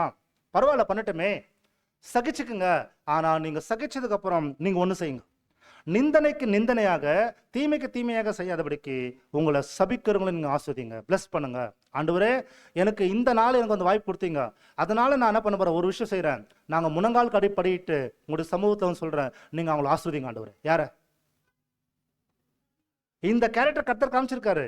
அவர் சிலுவையில வந்து தொங்கிட்டு அவர் மறிக்கும் போது என்ன சொல்லிட்டு இருந்தாரா பாத்தீங்கன்னா, இப்படி பலிக்கான ஆடாக நான் பலி செலுத்திட்டு இருக்கிறேன், இந்த பலிய சுகந்த வாசனை நீங்க எடுத்து என்ன பண்ணுங்கன்னா இந்த ஆசீர்வாதத்தை முழு மனுக்குலத்துக்கு கொடுங்க ஆண்டவரேன்னு சொல்லி ஜெபம் பண்ணிட்டு இருந்தாராம். ஸோ இப்பேற்பட்ட ஒரு குணாதிசயங்கள் சபைக்கு இருக்கும்போது அவங்களும் இதே போலதான் செய்வாங்க சகோதரர். அதனால கர்த்தர் ஒரு வார்த்தை சொல்லியிருந்தாருன்னா அந்த இடத்துல அவங்களுக்கு ஒரு வேலை நல்லா இருந்திருக்கும் கூட. பட் அவர் சொல்லலையா? என்ன வார்த்தை தெரியுங்களா? நீங்க பேசுங்க, நீங்க செய்யுங்க, நீங்க அடிங்க, நீங்க திட்டுங்க, இது எல்லாமே சாத்தான் உங்களை வந்து பயன்படுத்திட்டு இருக்கான்னு சொல்லியிருக்கலாமா? ரீபிள்ஸ் நம்பர் 4802. ஆனா அதுவும் சொல்லலையாமா? அதுவும் அவர் சொல்லீங்களா? யோசிச்சு பாருங்க. அந்த வார்த்தை சொல்லி, ஏன்னா சாத்தான் தான் அத்தனை முறை பயன்படுத்தின தேவன் அனுமதிச்சாரு. ஆனா அதுவும் ஏன் சொல்லன்னு பார்க்கும்போது இது தேவனுடைய மிகப்பெரிய ஒரு மகனுடைய குணாதிசயத்தை இவர் வெளிப்படுத்தினார். சொல்லி கூடமானால் நமக்கு தீமை செய்யறவங்களுக்கும் அநியாயம் செய்யறவங்களுக்கும் வாய்ப்பு இருந்தா நன்மை செய்ய கத்துக்குங்க அவங்களுக்கு. அப்பதான் நம்ம யாருன்னு அவங்களுக்கு தெரிய வரும், எதுக்காக இவங்க வாழ்றாங்கன்னு அப்போ தெரிய வரும். ரீபிள்ஸ் நம்பர் 4483-6. ரீபிள்ஸ் நம்பர் 4483-6. ஸோ அதனால அருமையான சகோதர சோரிகளே, இவ்வளோ கேரக்டர் வந்து வெளிப்படுத்திருக்கிறாருன்னு பார்க்குறோம். அடுத்து ஒரு கேரக்டர் காமிச்சாரு இயேசு கிறிஸ்து, அந்த ஒரு ஆட்டுக்குட்டியுடைய கேரக்டர். ஏன் ஆட்டுக்குட்டிக்கு சொல்லப்பட்டிருக்கு அவரை பத்தின்னு கேட்டீங்கன்னா, 4வது ஒரு கேரக்டர் காமிச்சார் பாருங்க. இதுதாங்க கர்த்தர் இயேசு ஆட்டுக்குட்டி என்றதுக்கான ஒரு அருமையான எக்ஸாம்பிள். பார்க்கும்போது ஒரு ஆட்டுக்குட்டி என்ன பண்ண சொல்றீங்களா இந்த நேரத்துல? அதனுடைய கூந்தலெல்லாம் கட் பண்ணும்போது அது எப்படி இருக்குன்னா அமைதியா இருக்கும். கரெக்டுங்களா? அதே போல கர்த்தராக இயேசு கிறிஸ்துடைய வாழ்க்கையில இயேசு கிறிஸ்துடைய குணாதிசயம் அப்படிதான் இருக்கு. அமைதி அல்லது மௌனத்தை காத்தார். வசனம் வாசிக்கலாம். இந்த ஒரு இடத்துல பார்க்கும்போது இவர்தான் இதோ அந்த மனுஷன் சொல்லும் போது எல்லாரும் சொல்றாங்க அவரை சிலுவையில அடிங்க, சிலுவையில போடுங்க சொல்லும்போது கூட இங்க வந்திருக்கிற ஒருத்தருக்காவது நான் அந்த நன்மை பெற்றிருக்கேன் இல்லையா? எத்தனை பேர் எத்தனை அற்புதம் பெற்றிருந்திருப்பீங்க. யாராவது இப்படி வந்து எனக்கு விரோதமாய் பேசுறீங்களே, ஒருத்தராவது எனக்கு நிற்க மாட்டீங்களான்னு சொல்லி ஒரு வார்த்தை கூட கர்த்தர் பேசல, அமைதியா மௌனமா இருந்தார். அதாவது பலிக்கு கொடு போகக்கூடிய ஆட்டுக்குட்டி தன்னுடைய தன் கூந்தலை கட் பண்ணும்போது எப்படி அது மௌனமா இருக்குதோ அதே போலதான் கர்த்தரை பத்தி ஒரு வசனம் இருக்குது. ஏசாயா 53 அதிகாரத்துல 7ஆம் வசனம். ஏசாயா 53:7 வசனம் இருக்குது. வசனம் வாசிக்கலாம். அவர் நெருக்கப்பட்டும் ஒடுக்கப்பட்டும் இருந்தார், ஆனாலும் தம்முடைய வாயை அவர் திறக்கவில்லை. அடிக்கப்படும்படி கொண்டு போகப்படுகிற ஒரு ஆட்டுக்குட்டியை போலவும் தன்னை மயிர் கத்தரிக்கிறவனுக்கு முன்பாக சத்தமிடாதிருக்கிற ஆட்டை போலவும் அவர் தம்முடைய வாயை திறவாதிருந்தார். சத்தமிடாத ஆடை போலவும், கூந்தல் கட் பண்ணும்போது எப்படி அது மௌனமா இருக்குதோ அதே போல ஆட்டை போல மௌனமா இருந்தார். அநேக குற்றச்சாட்டுகள் கர்த்தர்கிட்ட கொண்டு வந்து வைக்கிறாங்க. இவர் ஆலயத்தை ஒடிக்க சொன்னாரு, ராயனுக்கு வந்து இவர் வந்து அதாவது டாக்ஸ் கட்ட சொன்னாருன்னு பல குற்றச்சாட்டு சொன்னா கூட அப்படியே நிற்கிறார், சைலண்டா நிற்கிறார். நீர் சொல்லு, நீர் தான் ஜீவனுள்ள தேவனுடைய குமாரன கிறிஸ்துவான்னு சொன்ன உடனே அப்போ கண் திறக்கிறார். அப்போ பார்க்கிறார், ஆமா நீர் சொன்னவாறே நான் தான் ஜீவனுள்ள தேவனுடைய குமாரனாகிய கிறிஸ்து, அதாவது தேவைப்படுவது மாத்திரம் என்ன பண்றாரு அவரு, தேவைப்படாத போது. இதுல நமக்கு என்ன எக்ஸலண்டான ஒரு பாடம் இருக்கு பார்த்தீங்கன்னா, ரீஃபரன்ஸ் நம்பர் 575. இது வாய்ப்பு இருந்தால் வீட்டில் படிக்கலாம். எவ்வளோ பாயிண்ட்ஸ் அங்கே சொல்லப்பட்டிருக்குது.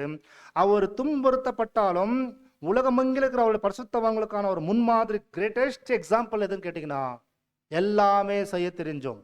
பேச்சு வார்த்தையை அவர் அதை பேச்சுத்திறமை பயன்படுத்தி அங்கேருந்து எஸ்கேப் ஆகிற வாய்ப்பு இருந்தால் கூட அவர் தன்னை எந்த விதத்திலையும் பாதுகாத்து கொள்றதுக்காக அங்கேருந்து வெளியே வராதபடிக்கு அவர் எவ்வளவோ விதமான முயற்சி செய்து, ஆண்டவரே இந்த டெத்துக்குள்ளே போகாதபடி என்னை யாராவது விடுதலை செய்துன்னு சொல்லி யாருக்கிட்ட ரிக்வெஸ்ட் வைக்கல. கவனிங்க, யாருக்கிட்ட ரிக்வெஸ்ட் வைக்கவோ இல்லை வேண்டி வேண்டி கேட்டுக்கவோ எந்த முயற்சியும் பண்ணாதவே அமைதியை காத்துக்கொண்டார். இதுல நமக்கு என்ன ஒரு பாடம், இந்த ஒரு ஆட்டுக்குட்டியானவர் ஆகிய கர்த்தர் இயேசுகிட்டன்னு கேட்டிங்கன்னா, சௌரஸ்வரிகளே, இது எவ்வளோ பெரிய விஷயம் உள்ள வச்சிருக்காங்க அதுக்குள்ளன்னு பார்க்கும்போது, வார்த்தை என்ற ஒரு வார்த்தைன்னு இருக்கு பார்த்தீங்களா, அந்த வார்த்தைக்கு யார் தான் பொருந்தி வருவார்? வார்த்தை, தி வேர்ட் ஆஃப் காட்னு சொல்றோமே, அது யார் தான்? அப்படிப்பட்ட வேர்ட் ஆஃப் காட் இருக்கக்கூடிய கர்த்தர் இயேசு இப்போ வார்த்தை பேசியிருந்தாருன்னா, அந்த இடத்துல பேசியிருந்தாருன்னா அவருடைய பேச்சுக்கு மறுபத்தர் யாரும் கொடுத்துருக்க முடியாது இல்லைங்களா? கரெக்டுங்களா? அப்போ அப்படிப்பட்ட கர்த்தர் இயேசு பேசாத மௌனமாயிட்டாருன்னா, உலகத்திலே மிக சிறந்த வல்லமையான, மிக சிறந்த பவர்ஃபுல்லான ஒரு நபர் யாராக்க முடியும் உலகத்திலேயே? இவரு தாங்க. இவரை தவிர யாரும் இல்லைங்க. ஏங்க? இவருக்கு அளவில்லாம பரிசுத்தாவியும் கொடுத்து, அளவில்லாம அறிவும் அவருக்குள்ள இருந்து, எப்பேற்பட்ட மனிதனை எப்படி வந்தாலும் பேசி ஜெயிக்கக்கூடிய வல்லமையா இருந்தோம். ஆள்பலம், எல்லாரும் சொல்றாங்க ஆள்பலம், பணபலம், மற்ற எல்லா பலமும் இருந்தாருன்னா அவர் யாரை பிடிக்க முடியும் கையில? அப்படி உலகத்துல அத்தனை கோடி பேரை காட்டில உயர்ந்த இடத்துல இருந்த கர்த்தர் இயேசு வார்த்தைனால பேசி ஜெயிக்க முடியும். ஆனா அடிக்கும் மாட்டை போல மௌனமாயிட்டார், பேசலன்னு சொன்னார்னா மிகப்பெரிய வல்லமை எங்க வெளிப்படுத்திருக்காரு கர்த்தர் இயேசு? சொல்லுங்க. இங்க ஒரு பெரிய உண்மை இருக்கு. தேவனுடைய பரிசுத்தாய் வருதுன்னா அவங்க போல்டா தான் இருப்பாங்க, சத்தியத்துக்காக நிற்பாங்க. ஆனா தேவனுடைய பரிசுத்தாய் ஒருத்தருக்குள்ள ப்ராப்பரா வேலை செஞ்சுன்னு வச்சுக்கோங்களேன். சத்தியத்தின்படி தேவனுக்கு உண்மையா இருந்தாங்கனாக்கா அந்த சத்தியத்தின்படி வரக்கூடிய அனுபவங்கள் எப்பேற்பட்ட அனுபவமா இருந்தாலும் ஒரு சில இடங்கள்ல தேவ ஆவி எப்படி வழிநடத்தினா அவர்கள் மௌனமாக ஆயிடுவாங்க. நான் கரெக்ட்னு சொல்லி நிரூபிக்கிறதுக்கு அவங்க முயற்சியே செய்ய மாட்டாங்க. நான் எல்லாத்தையும் கரெக்டாக பண்ணிருக்கேன்னு சொல்லி முயற்சி செய்ய. ஏன் அப்படி பார்த்தீங்கன்னா அவங்க அமைதியே காத்துக்கொள்வாங்க. ஏன்னாக்கா காலப்போக்கில் தேவன் இவருக்காக பேசுவார். யாருக்காக? அந்த ஆட்டுக்குட்டி அந்த அன்னைக்கு மௌனம் வந்ததுனால தான் அவர் மறிச்சார். அதனால தேவனுடைய சித்தத்தை நிறைவேற்றினார். ஆனா தேவன் அந்த ஆட்டுக்குட்டி பத்தி எழுதி வச்சிருக்கிறார் முழுக்க முழுக்க பைபிள். அப்போ உலகத்திலே மிக சிறந்த கடினமான ஒரு கேரக்டர் எதுங்க? காட்டுறதுக்கு கஷ்டமான கேரக்டர் எதுங்க? மௌனமா இருப்பது கஷ்டமான விஷயங்களா இல்லைங்களா? எங்களுக்கும் உங்களுக்கு ஒரே சேலஞ்சாக தெரியுங்களா? நான் நன்மை செய்துட்டு குற்றச்சாட்டும் போது நம்மளை தவறாக பேசுகிறாங்க காதில் கேள்விப்படுவோம். இவங்க தான் பேசுகிறாங்க நமக்கு தெரியும், இவங்க பேசிக்கிட்டு இருக்கிறாங்கன்னு தெரியும். அதை தெரிஞ்சு கூட மௌனமாக நன்மை செய்துட்டே இருந்தானாக்கா அப்பேற்பட்ட கிரேட்டஸ்ட் கேரக்டர் உலகத்தில் யாருக்கும் இல்லை. அவங்க யாருன்னா கிறிஸ்துவின் சபை அப்படிதான் இருப்பாங்க. அவங்களுக்கு தீமை செய்துட்டு இருக்காங்க தெரியும், ஆனால் நன்மை மாற்றம் செய்துட்டு இருப்பாங்க. பேச்சு அதிகம் பேச மாட்டாங்க, அவங்க பார்ட் கரெக்டாக கொண்டு போயிட்டே இருப்பாங்க. அந்த கேரக்டர் தான் கிறிஸ்துவன் காமிச்சாரு. உலகத்துல மிக சிறந்ததுங்க இது. இது ரொம்ப இது வந்து நம்ம விவரிக்க முடியாத வார்த்தையில். கிறிஸ்துவின் சபையார் ஆட்டுக்குட்டியானவர் எங்கே போகிறார்? வசனம் இருக்குங்களா? வந்துச்சுங்களா? இப்ப அந்த வார்த்தை பைபிள் வருது, ஆட்டுக்குட்டியான வார்த்தை வருது பைபிள். ஆட்டுக்குட்டியானவர் எங்கே போகிறாரோ அங்கே இவர்கள் போவார்கள் அப்படின்னு ஆட்டுக்குட்டியானவர்னா அந்த கேரக்டரே அவங்களுக்குள்ள அப்படியே வந்து வெளியே பார்க்கும். ஸோ அதனால தான் கர்த்தர் இயேசுவை அவர் அடிக்கும் மாட்டை போல மௌனமாயிட்டாருன்னு சொல்லும்போது இது எவ்வளோ பெரிய கேரக்டர். அந்த மௌனத்தை பரலோகமாக பார்த்துருப்பாங்க சரஸ்வரி. எவ்வளோ அமைதி, எவ்வளோ அந்த ஒரு மௌனம் பார்த்தீங்கன்னா இந்த கேரக்டர் கிறிஸ்து இயேசு வெளிப்படுத்தினார் நம்ம பார்க்கிறோம். இதே கேரக்டர் வாய் திறக்காமல் மௌனமாய் ஆட்டுக்குட்டி போல இருந்துட்டாருன்னு சொல்லும் போது இந்த விஷயத்தை தான் பைபிளில் படிக்கிறோம். உங்களுக்கு ஒரு விஷயம், முக்கியமான விஷயத்தை வந்து பகிர்ந்து கொள்ள விரும்புகிறோம். நம்ம இன்னைக்கு என்ன பாடம் கேட்டுருக்கிறோமோ, ஏசாயா 53 அதிகாரத்தில் நம்ம என்ன படிச்சுக்கிறோமோ இப்போ, அதாவது வாய் திறக்காத ஆட்டுக்குட்டி போல போனார்னு படிக்கிறோம் இல்லையா? இந்த ஒரு வசனத்தை தான் அப்போஸ்தலர் நடவடிக்கைகளில் பெந்தகோஸ்து நாளுக்கு அப்புறம் ஒரு கஞ்சுகி வந்து எத்தியோப்பியன் வந்து ஒரு ரதத்தில் போயிட்டு இருக்கும்போது அவர் படிக்கிறார். ரத்தை ஞாபகம் இருக்குங்களா? ஒரு எத்தியோப்பியன் ரதத்துல போயிட்டு படிக்கிறார். ஏசாயா புத்தகத்துடைய சுருள் அவர் கிடைச்சிருக்குது, ரொம்ப காஸ்ட்லி, ரொம்ப பணத்தை கொடுத்து வாங்கிச்சு தராம அந்த புத்தகத்தை, ஒரு ஏசாயா புத்தகத்தை. அப்படி எடுத்து வாசிக்கும் போது, ஒருவர் நாங்களா அடிக்கும் மாட்டை போல மௌனமானார், அவர் பாதிக்கப்பட்டார், பூமியில அவர் ஜீவன் பிடுங்கப்பட்டது, ஆனாலும் அவர் வாய் திறக்கவில்லை என்ற விஷயம் படிக்கும் கலங்குது, மனசு எப்படியோ துடிக்குது, ஏதோ ஏதோ தெரியணும்னு சொல்லி. உடனடியே அங்கிருந்து பிலிப்புக்கு தேவனுடைய ஆவி கொடுத்து அங்கிருந்து வேகமா அந்த ரதம் ஸ்பீட்ல ஓடி வந்து என்ன பண்றாருன்னா ரதத்துல உக்காந்துடுறாரு. இதோடைய அர்த்தம் நான் கேட்கும் சொல்றாரு, இதுதான் மெஸ்ஸையா, அவர் உலகத்துல ஏற்கனவே வாழ்ந்தாரு, இது படிச்சது போய் ஒருத்தர் வாழ்ந்து முடிச்சுட்டு போயிட்டாருன்னு சொல்லி விஷயம் எக்ஸ்பிளைன் பண்ணதுக்கு அப்புறம் எனக்கு டைம் எல்லாம் தாமதம் பண்ண போவாதீங்கன்னு சொல்லி என்ன பண்ற உடனடி என்ன பண்றாரு, இது என்ன அடையாளப்படுத்துது, யார் சொல்றீங்க? இந்த பூமியில வாழக்கூடிய அத்தனை கோடி மனிதருமே இந்த அதிகாரத்தை படிக்க போறாங்க, தெரியுங்களா? உங்களுக்கு எத்தனை பேர் நம்புறீங்க? இன்னைக்கு இப்போ வாழ்ந்துட்டு இருக்கிற அத்தனை பேர் நம்ம சொந்த பந்தம், அதனால தான் நம்ம சொந்த பந்தம் முக்கியம் கொடுக்க கூடாதுன்னு ஏன் சொல்ற பாத்தீங்கன்னா, அவங்களுக்கு பத்தி தெரியாது, அப்படி தவற எடுத்துறாதீங்க, அவங்களுக்கு மதிப்பு கொடுக்கூடாது இல்லை, அவங்க எதுக்கோ கூப்பிடுவாங்க, என்னென்ன செய்வாங்க, அதெல்லாத்துக்கும் நம்ம போக முடியாது. பாத்தீங்கன்னா அந்த நேரத்துல அவங்களுக்காக தான் சேர்ந்து என்ன பண்றோம், கஷ்டங்களை வாழ்ந்துகிட்டு இருக்கோம். சத்தியத்துக்காக நிக்கிறோம்னாக்கா வீழ்த்தலத்துல இவங்க யாருன்னா இவங்க ஆட்டுக்குட்டி ஆணுக்கு பின்னாடி போனவங்க அத்தனை பேருமே சொல்லி வீழ்த்தலத்துல தெரிய வரும். ஆனா சகோதர சகோதரிகளே, ஜலம் எப்படி ஜலம் கடல்ல தண்ணி எப்படி நிரம்பி இருக்கிறதோ அதே போல கர்த்தர் அறிகிற அறிவு, கர்த்தருடைய மகிமை அறிகிற அறிவு பூமி எங்க நிரம்பி இருக்கும் வசனம் படிக்கிறேன் இல்லைங்களா? ஹபக்குக் 2:14 என்ன படிக்க போறான்னு கேட்டீங்கன்னா, இந்த ஏசாயால சொல்லக்கூடிய 53 அதிகாரத்துல இருக்கிற விஷயமும் உலகமே படிச்சு கர்த்தர் இயேசு கிட்ட வர போறாங்க. அப்பேற்பட்ட விஷயத்த நம்ம இன்னைக்கு பார்த்துட்டு இருக்கோம் பிரியமான சரஸ்வரி. அப்படிப்பட்ட கர்த்தராக இயேசு கிறிஸ்து கடைசியா அந்த பகுதி வரும்போது எப்படி ஆட்டுக்குட்டி ஆயிட்டார்? கடைசியா எந்த மாதிரி ஆட்டுக்குட்டியா இருந்தார் பாத்தீங்கன்னா, மரண பரியந்தம் தன்னுடைய மேய்ப்பரை பின்பற்றக்கூடிய ஆடா மாறிட்டார். இதுதாங்க இந்த பாடத்திலேயே முக்கியமாக கவனிக்க வேண்டியது. நம்முடைய ஆண்டவராக இயேசு கிறிஸ்து மேய்ப்பரை பின்பற்றக்கூடிய ஆட்டுக்குட்டியா மாறிட்டார். இன்னைக்கு நமக்கு ஒரு மேய்ப்பரா இருக்காரு, நம்மள எல்லாரும் பரலோகத்தின் தேவனை கொண்டு போய் சேர்க்கக்கூடிய மேய்ப்பரா இருப்பாரு.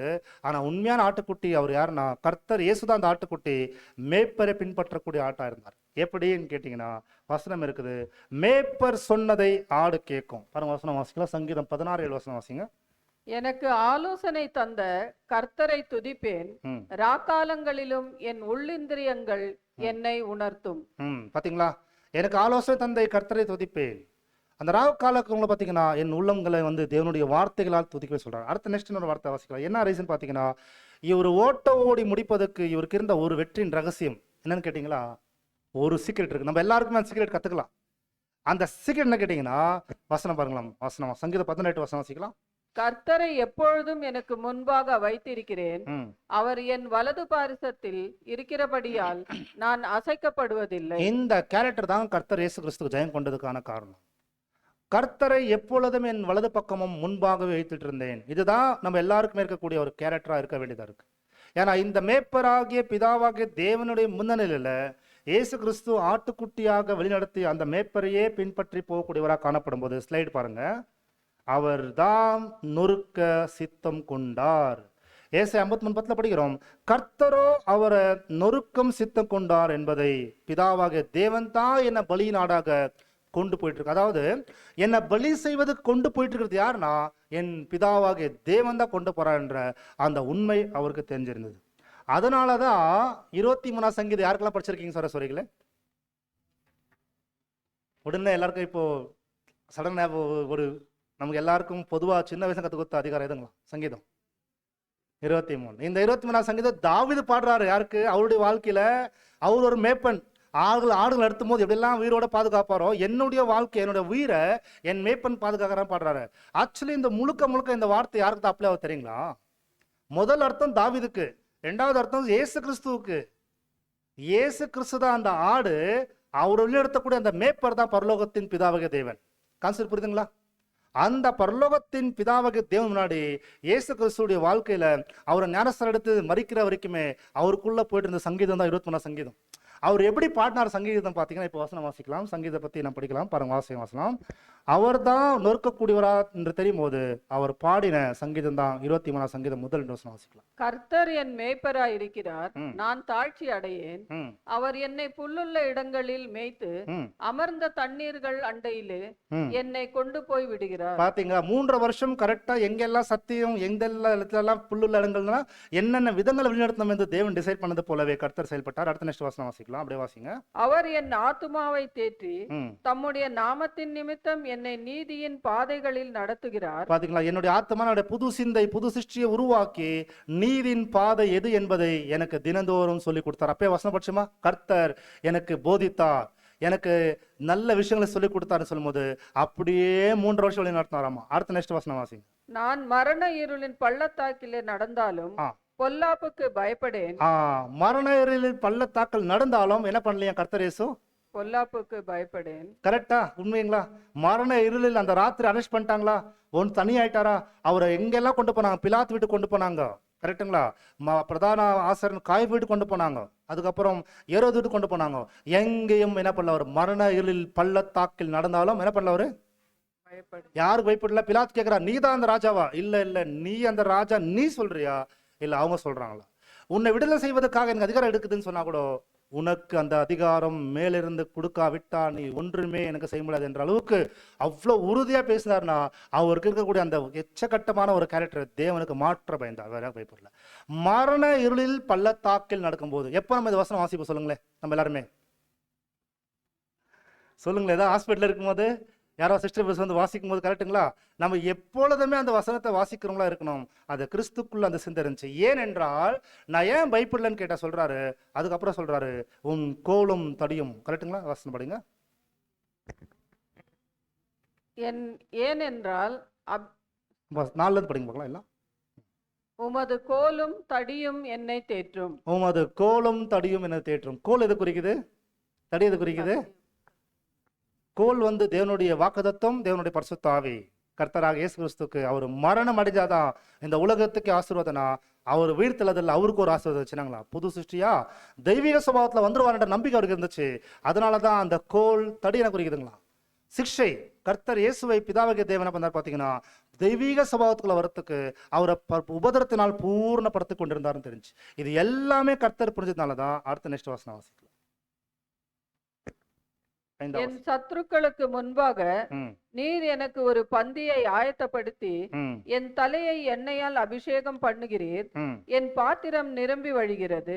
போதுங்க. அப்ப இது எல்லாமே கர்த்தர் மிகுந்த சந்தோஷத்தோட, அவங்களுக்கு எத்தனை சத்துருள் இருந்தாங்களோ அத்தனை சத்துருளை தாண்டி உயர்ந்த ஒரு சத்தியத்தின் வெளிச்சம் அவருக்கு இருந்ததுனாலதான் அவர் தைரியத்தோடு இந்த ஓட்டத்தோடு முடிச்சார். அதனால சகோதர சகோதரிகளே, கடைசி வரைக்கும் அவர் யாரா இருந்தாருங்களா, அவர் கடைசி சுவாசம் முடியும் என்ன பண்ணாருங்களா, தன் மேய்ப்பனுக்கு என்ன சொல்லிட்டாருங்களா, அப்பா என் ஆவியை உங்களுக்கு ஒப்புவித்து மறைக்கிறேன்.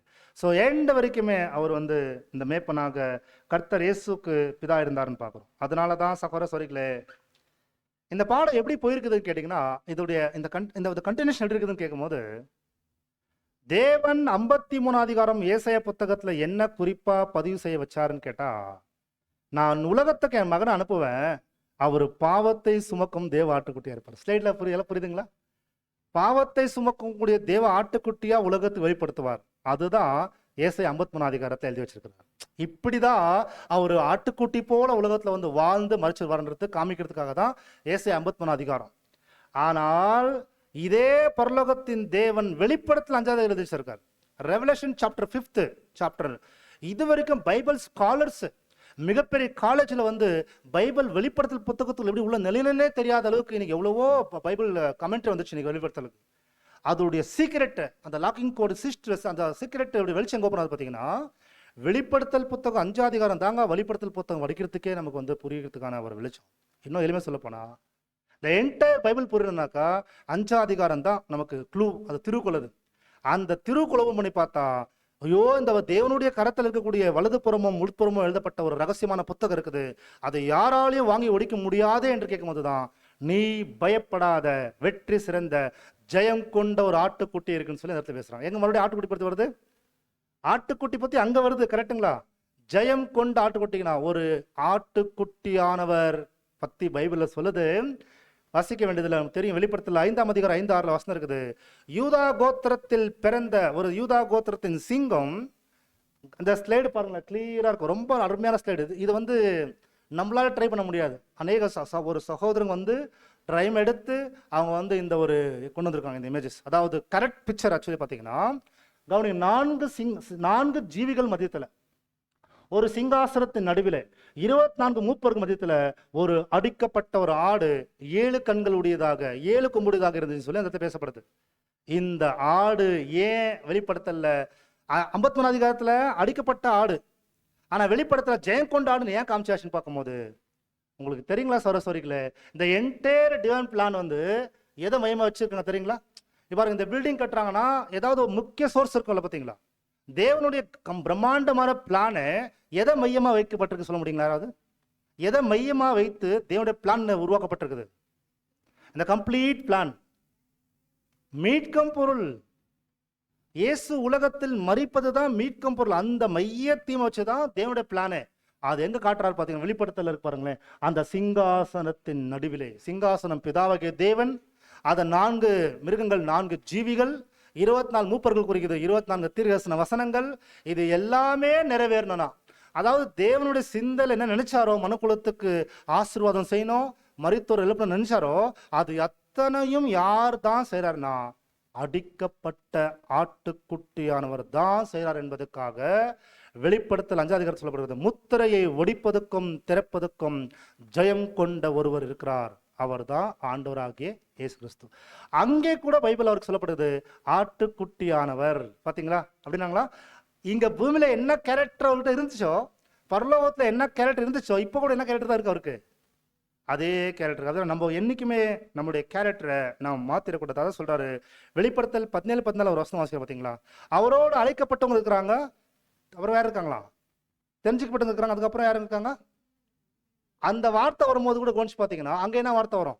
ஆட்டுக்குட்டியானவர் தான் வார்த்தை வரும். வெளிப்படுத்தல் 17 கூட பார்த்தீங்கன்னா ஆட்டுக்குட்டியானவர் தான் வார்த்தை வரும். அடுத்து நீங்க கேட்டீங்கன்னா எங்க ஆட்டுக்குட்டியை பத்தி வருதுன்னு கேட்டீங்கன்னா சரஸ்வரிகளே, ஆட்டுக்குட்டியானவருடைய கல்யாண நாள் வந்தது. புரியுதுங்களா? பாருங்க, ஆட்டுக்குட்டியானவர் என்ற வார்த்தை வருது அங்க கூட. அவருடைய கல்யாண நாள் வந்தது, அவருடைய மனைவி தன்னை ஆயத்தம் செய்து கொள்ள கேட்டோம். அப்படின்னா ஆட்டுக்குட்டியுடைய கேரக்டர் யார்கிட்ட வரணுமா இப்போ? ஸோ சௌரஸ்வரிகளே, அப்படி வரணும்னா இன்னைக்கு இந்த பாடத்துல கண்டுபிடிச்ச விஷயம் யாராவது சொல்ல முடியுங்களா? இவ்வளோ பாடம் முடிஞ்சுது, இவ்வளோ பெரிய பாடத்தை கேட்டு நம்ம இதுல கண்டுபிடிச்ச விஷயம் ஏதாவது சொல்ல முடியுங்களா? இதுல என்ன நமக்கு ஒரு பாடம் இருக்கு கண்டுபிடிச்சா சொல்ல முடியும்? என்டையர் ஆட்டுக்குட்டி கேரக்டர் சாந்த குணம் சொல்லிட்டீங்க, அடுத்து நெக்ஸ்ட் கீழ்ப்படுதல் சொல்லிட்டீங்க, அதுக்கு பலிக்காக ஒப்பு கொடுக்கறது, அடுத்து மௌனமா இருக்கிறது, அமைதியா இருக்கிறது, அதுக்கப்புறம் மேய்ப்பனை பின்பற்றுறது. இது எல்லாத்துல எது முக்கியமான கேரக்டர்னா? எல்லாமே முக்கியமான கேரக்டர். அமைதியா இருக்கிறோம் பார்த்தீங்களா, மௌனமா இருக்கிறோம் இல்ல, அது உண்மையிலே நம்மளுடைய புத்தி கெட்டாத விஷயம். எங்கேயாவது அநேக அனுபவத்துக்குள்ள போயிட்டு இருக்கும்போது கொஞ்சம் அமைதி காத்துட்டோம்னா அவர்கள் தான் முற்றிலும் ஜெயம் கொண்டவர்கள். சௌரஸ்வரி அவர்கள் தான் முற்றிலும் பாஸ்டா போயிடுறாங்க, அவங்க தான் முற்றிலும் ஜெயம் கொண்டோம். யார் முற்றிலும் ஜெயம் கொண்டோம்? யார் கிறிஸ்துடைய மனவாட்டி ஆகணும்னா, பேச தெரியும், கோவப்பட தெரியும், வாக்குவாதம் பண்ண தெரியும், தீமை பேச தெரியும், ஆனா பண்ண மாட்டேன், ரொம்ப கஷ்டம், பண்ணவே மாட்டேன்ன்றது வாழ்றங்க தான் யாருன்னு கேட்டா, பட்டணத்தை அடுக்குவதை காட்டிலும், நீதிமொழிகள் 16-32 வசனம் பார்த்தீங்களா? பட்டணத்தை அடுக்குவதை காட்டிலும் தன் மனதை அடுக்கிறவன் உத்தமன் என்ற வார்த்தைக்கு எக்ஸ்ட்ராடினரியா விளக்க கொடுத்துருக்காங்க. சொல்றேன், இந்த யூனிவர்சல்லையே மிக சிறந்த மிக ஸ்ட்ராங்கா உறுதியான மனுஷன் யாருன்னு கேட்டீங்கன்னா அவரை தவிர வேற யாரும் கிடையாது சொல்றேன். அதாவது ஒரு பெருமையா ஒரு வார்த்தை சொல்லிக்கலாம், அந்த வார்த்தை கவனிங்க, நான் சொன்ன 4 பேர் கேட்பாங்க, நான் சொன்ன 10 பேர் கேட்பாங்க. அதாவது நான் பார்த்தாலே உக்காந்துருவாங்க அந்த இடத்துல. அப்படியெல்லாம் சில பேர் யூஸ் பண்ணுவாங்க கரெக்டா? நான் சொன்னா அங்க போவாங்க, நான் சொன்னா இங்க வருவாங்க, நான் உட்காரம் எழுந்துவாங்க சொல்றாங்க பார்த்தீங்களா? அது வேணா யாரும் பண்ணி முடிச்சிடலாமா அந்த வேலை?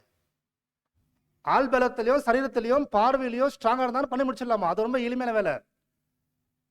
ஆனா தன்னைத்தான் அடக்கத்தோடு தன்னுடைய மனதில் எழும்பக்கூடிய எல்லா எண்ணங்களை கட்டுப்படுத்தி வாழக்கூடிய மனிதனை காட்டிலும் உலகத்துல சிறந்தவங்க யாரும் கிடையாது. தனக்குள்ள எத்தனை ஆசைகள், எத்தனை விருப்பங்கள், எத்தனை எண்ணங்கள் வந்தா கூட அது கட்டுப்படுத்த தெரியுங்களுக்கு. உலகத்துல அவங்க தான் மிக சிறந்தவர்கள். Reference number 4904. அது யார் காமிச்சானா பார்த்தீங்கன்னா சரஸ்வரிகளே, டேவிட் காமிச்சிட்டாரா லைஃப்ல.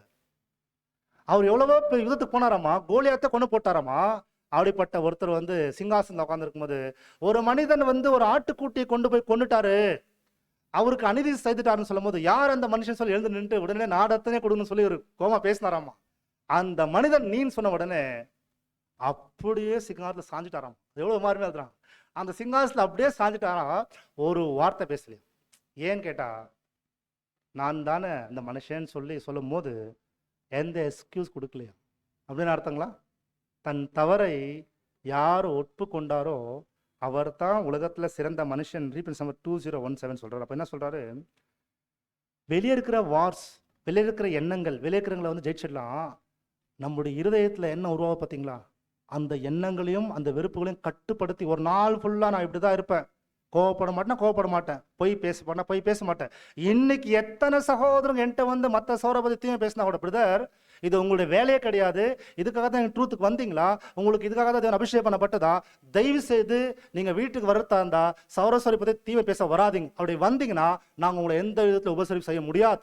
அந்த ஸ்ட்ராங்கா ஒரு முடிவு எடுக்குவாங்க. பார்த்தீங்கன்னா அவங்க தாங்க உயர்ந்த சிறந்த ஒரு எண்ணங்கள் கொண்டவங்கன்னு சொல்லி இதுக்கான எக்ஸ்பிளனேஷன் கொடுக்குறாங்க. அதாவது இந்த ஒரு நீதிபதிகள் 16 அதிகாரத்தில் இருக்கிற எக்ஸ்பிளனேஷன் பார்த்தீங்கன்னா, நான் துர்மார்கன் நடுவில் இருக்கும்போது, அவர் தாவீது சொல்லக்கூடிய வார்த்தை ரொம்ப கஷ்டமான விஷயம் மனுஷர்கிட்ட. ஆனா இதை ஒரு புது சிருஷ்டி செய்ய முடியும்னு சொல்றேன்.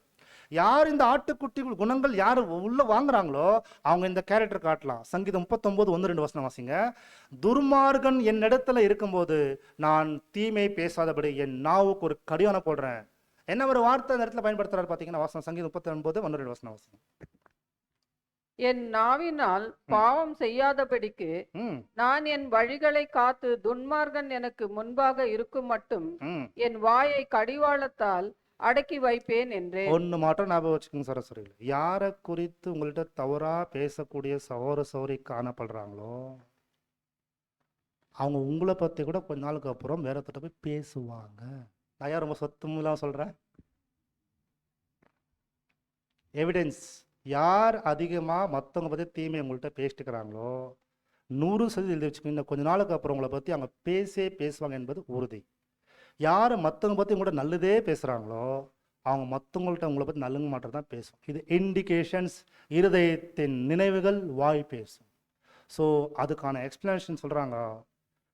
துர்மார்கன் என்னோடு இருக்கும்போது நான் வாய்க்கு காவல் போட்டுறேன். நெக்ஸ்ட் நலமானது கூட வாசிங்க, அடுத்த வாசிங்க. நான் மௌனமாகி ஊமையனாய் இருந்தேன், நலமானதையும் பேசாமல் அமர்ந்திருந்தேன். நலமானதை கூட பேசாம அமர்ந்திருந்தேன் இருக்கு இந்த கேரக்டர் இருக்கு இல்லையா, இதுதாங்க உலகத்துல மிக சிறந்த கேரக்டர். அதுக்கு என்ன வார்த்தையை சொல்றாங்கன்னு பாத்தீங்கன்னா சௌரஸ்வரியில நீதிமொழிகள்ல அது என்ன சொல்றாங்கன்னா, சௌரஸ்வரியில அதுல நீதிமொழிகள் 15:1 என்ன சொல்றாங்க பார்க்கும்போது, வீட்டுல குடும்பத்துல பிரச்சனை வரத்துக்கு முக்கியமான காரணம் தெரியுமா? குடும்பத்துல எப்ப பார்த்தாலும் பிரச்சனை வரத்துக்கு ஒரே காரணம் ஒண்ணு இருக்குதுன்னு சொல்றாங்க. அது என்னன்னா, கோபத்தோட பேசுறது. அப்புறம் நான் பேசுற வார்த்தை அவங்களுக்கு காயம், அவங்களுக்கு வேதனை உண்டா, வலிக்குமான்னு கூட தெரியாத மாதிரி பேசுறது. தயவு செய்து அப்படி பேசாதீங்க. யாருடைய இருதயம் புண்படுத்துற அளவுக்கு பேசாதீங்க. அப்படி பேசுவதனாலதான் மனசு வதிக்கும். மனசு விட்டு பேச மாட்டாங்க, அமைதியாவே இருந்துருவாங்க. அப்படியே மனசுக்குள்ளவே அதுக்குள்ள ஃபீலிங் ஆகி அப்படியே டோட்டலா பாத்தீங்கன்னா இருதயம் காயப்பட்டுடும் சொல்றாங்க. ஒரு சில நேரங்களில் வீட்டில் கணவர் மனைவி வாழ்க்கையில் நடக்கிற மிகப்பெரிய விஷயம்னா வார்த்தையில கோபமா சில வார்த்தை பேசுவது. அந்த வார்த்தைனாலே மனசு ஒடிஞ்சு போகக்கூடிய அளவுக்கு போயிடும்போது அது அதனால தான் என் வாய்க்கு காவல் வைங்க. ஏன்னாக்கா ஒருவர் எங்கே அவர் உருவாக்கப்படுகிறார்னா வீட்டில் அவர் மௌனத்தை காப்பாத்திட்டாருன்னா, எங்க என்ன பேசினா வீட்டில் ஆறுதல் இருக்கும், என்ன வீட்டில் பேசினா சமாதானம் இருக்கும், எது பேசினா ஆரோக்கியமா இருக்குன்னு கண்டுபிடிக்காத போயிட்டாங்கன்னா கணவன் மனைவி பிள்ளைகள் வீட்டில் அது வீடல்ல, அது சண்டை போடக்கூடிய இடமாகவே மாறிடும். பேசிக்குவாங்க, சிரிச்சுக்குவாங்க, அன்பு காண்டிக்குவாங்க, ஆனா இருதயத்துல ஒரு வெளிப்படையான அன்பு இருக்காது என்பதை அந்த இடத்துல குறிப்பா இந்த ரீஃபரன்ஸ் நம்பர் 40009 போடுறோம். ஸோ பிரியமான சகோதர சகோதரிகள், நமக்கு இருக்கிற ஒரு சேலஞ்சஸ் இந்த காலத்துல இந்த 3-4 மாசத்துக்கு நீங்க டெஸ்ட் பண்ணி பாருங்க. யாரை பத்தியாவது தீமை நமக்குள்ள எண்ணங்கள் வரும், கட்டுப்படுத்தணும்.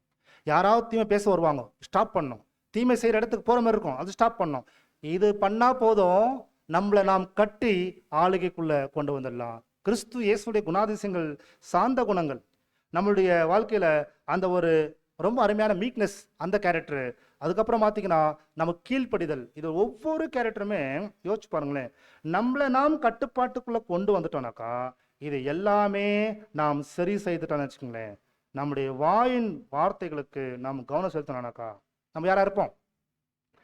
வாய்க்கு ஒரு புட் போட்டோனா, நம்முடைய வேணாத வார்த்தை பேசாத புட் போட்டோனா, ஏவாள் வாய்ஸே திறக்காத இருந்தாங்கன்னு வச்சுக்கோங்களேன். அந்த தோட்டத்துல அம்மா பழம் சாப்பிடலாம் சொன்னாலும் அம்மா வேணாம், யாரோ புது வாய்ஸ் வேண்டாப்பா, பேச்சே வார்த்தையே தொடர்ந்தன பாவம் வரும்னு சொல்லி அவங்க அமைதியாக இருந்துட்டு இருந்தாங்கன்னு வச்சுக்கோங்களேன். என்ன வந்திருக்காதுங்களா? அவங்க பேச ஆரம்பிச்சாங்க, பாவம் அதிக ஆரம்பிச்சது. அப்புறம் பேச்சு இல்லை, லாஸ்ட்ல பாவம் ஆதாமுக்குள் வெளிப்பட்டது சொல்ல. அதனால தான் ஏவாள் போல நம்மளை வஞ்சிப்பதற்கு சாத்தான் எப்பொழுதுமே ஆயத்தமா இருப்பான். நம்ம செய்ய வேண்டிய ஒன்று, நம்முடைய ஆட்டுக்குட்டியானவரை எங்கே போனாலும் நான் பின்பற்றுவர்களாக இருக்க வேண்டும். அந்த ஆட்டுக்குட்டியானவரோடவே இருந்தனா அவருடைய கேரக்டரே நமக்கு என்ன பண்ண வந்துடும். அவர் மேலேயே வாழலாம், மற்றவங்க நன்மையே செய்யலாம், எவ்வளோ தீமை வந்தாலும் நம்ம சகிக்கலாம் சொல்ல. இப்படியாக இந்த ஆட்டுக்குட்டியானவரை நாம் சகித்து வாழ்வதற்கு தேவன் நமக்கு கிருபை பாராட்டுவராக. நாம் அனைவருமே ஆட்டுக்குட்டியானவரை பின்பற்ற தேவன் நமக்கு கிருபை செய்வராக. ஆமென்.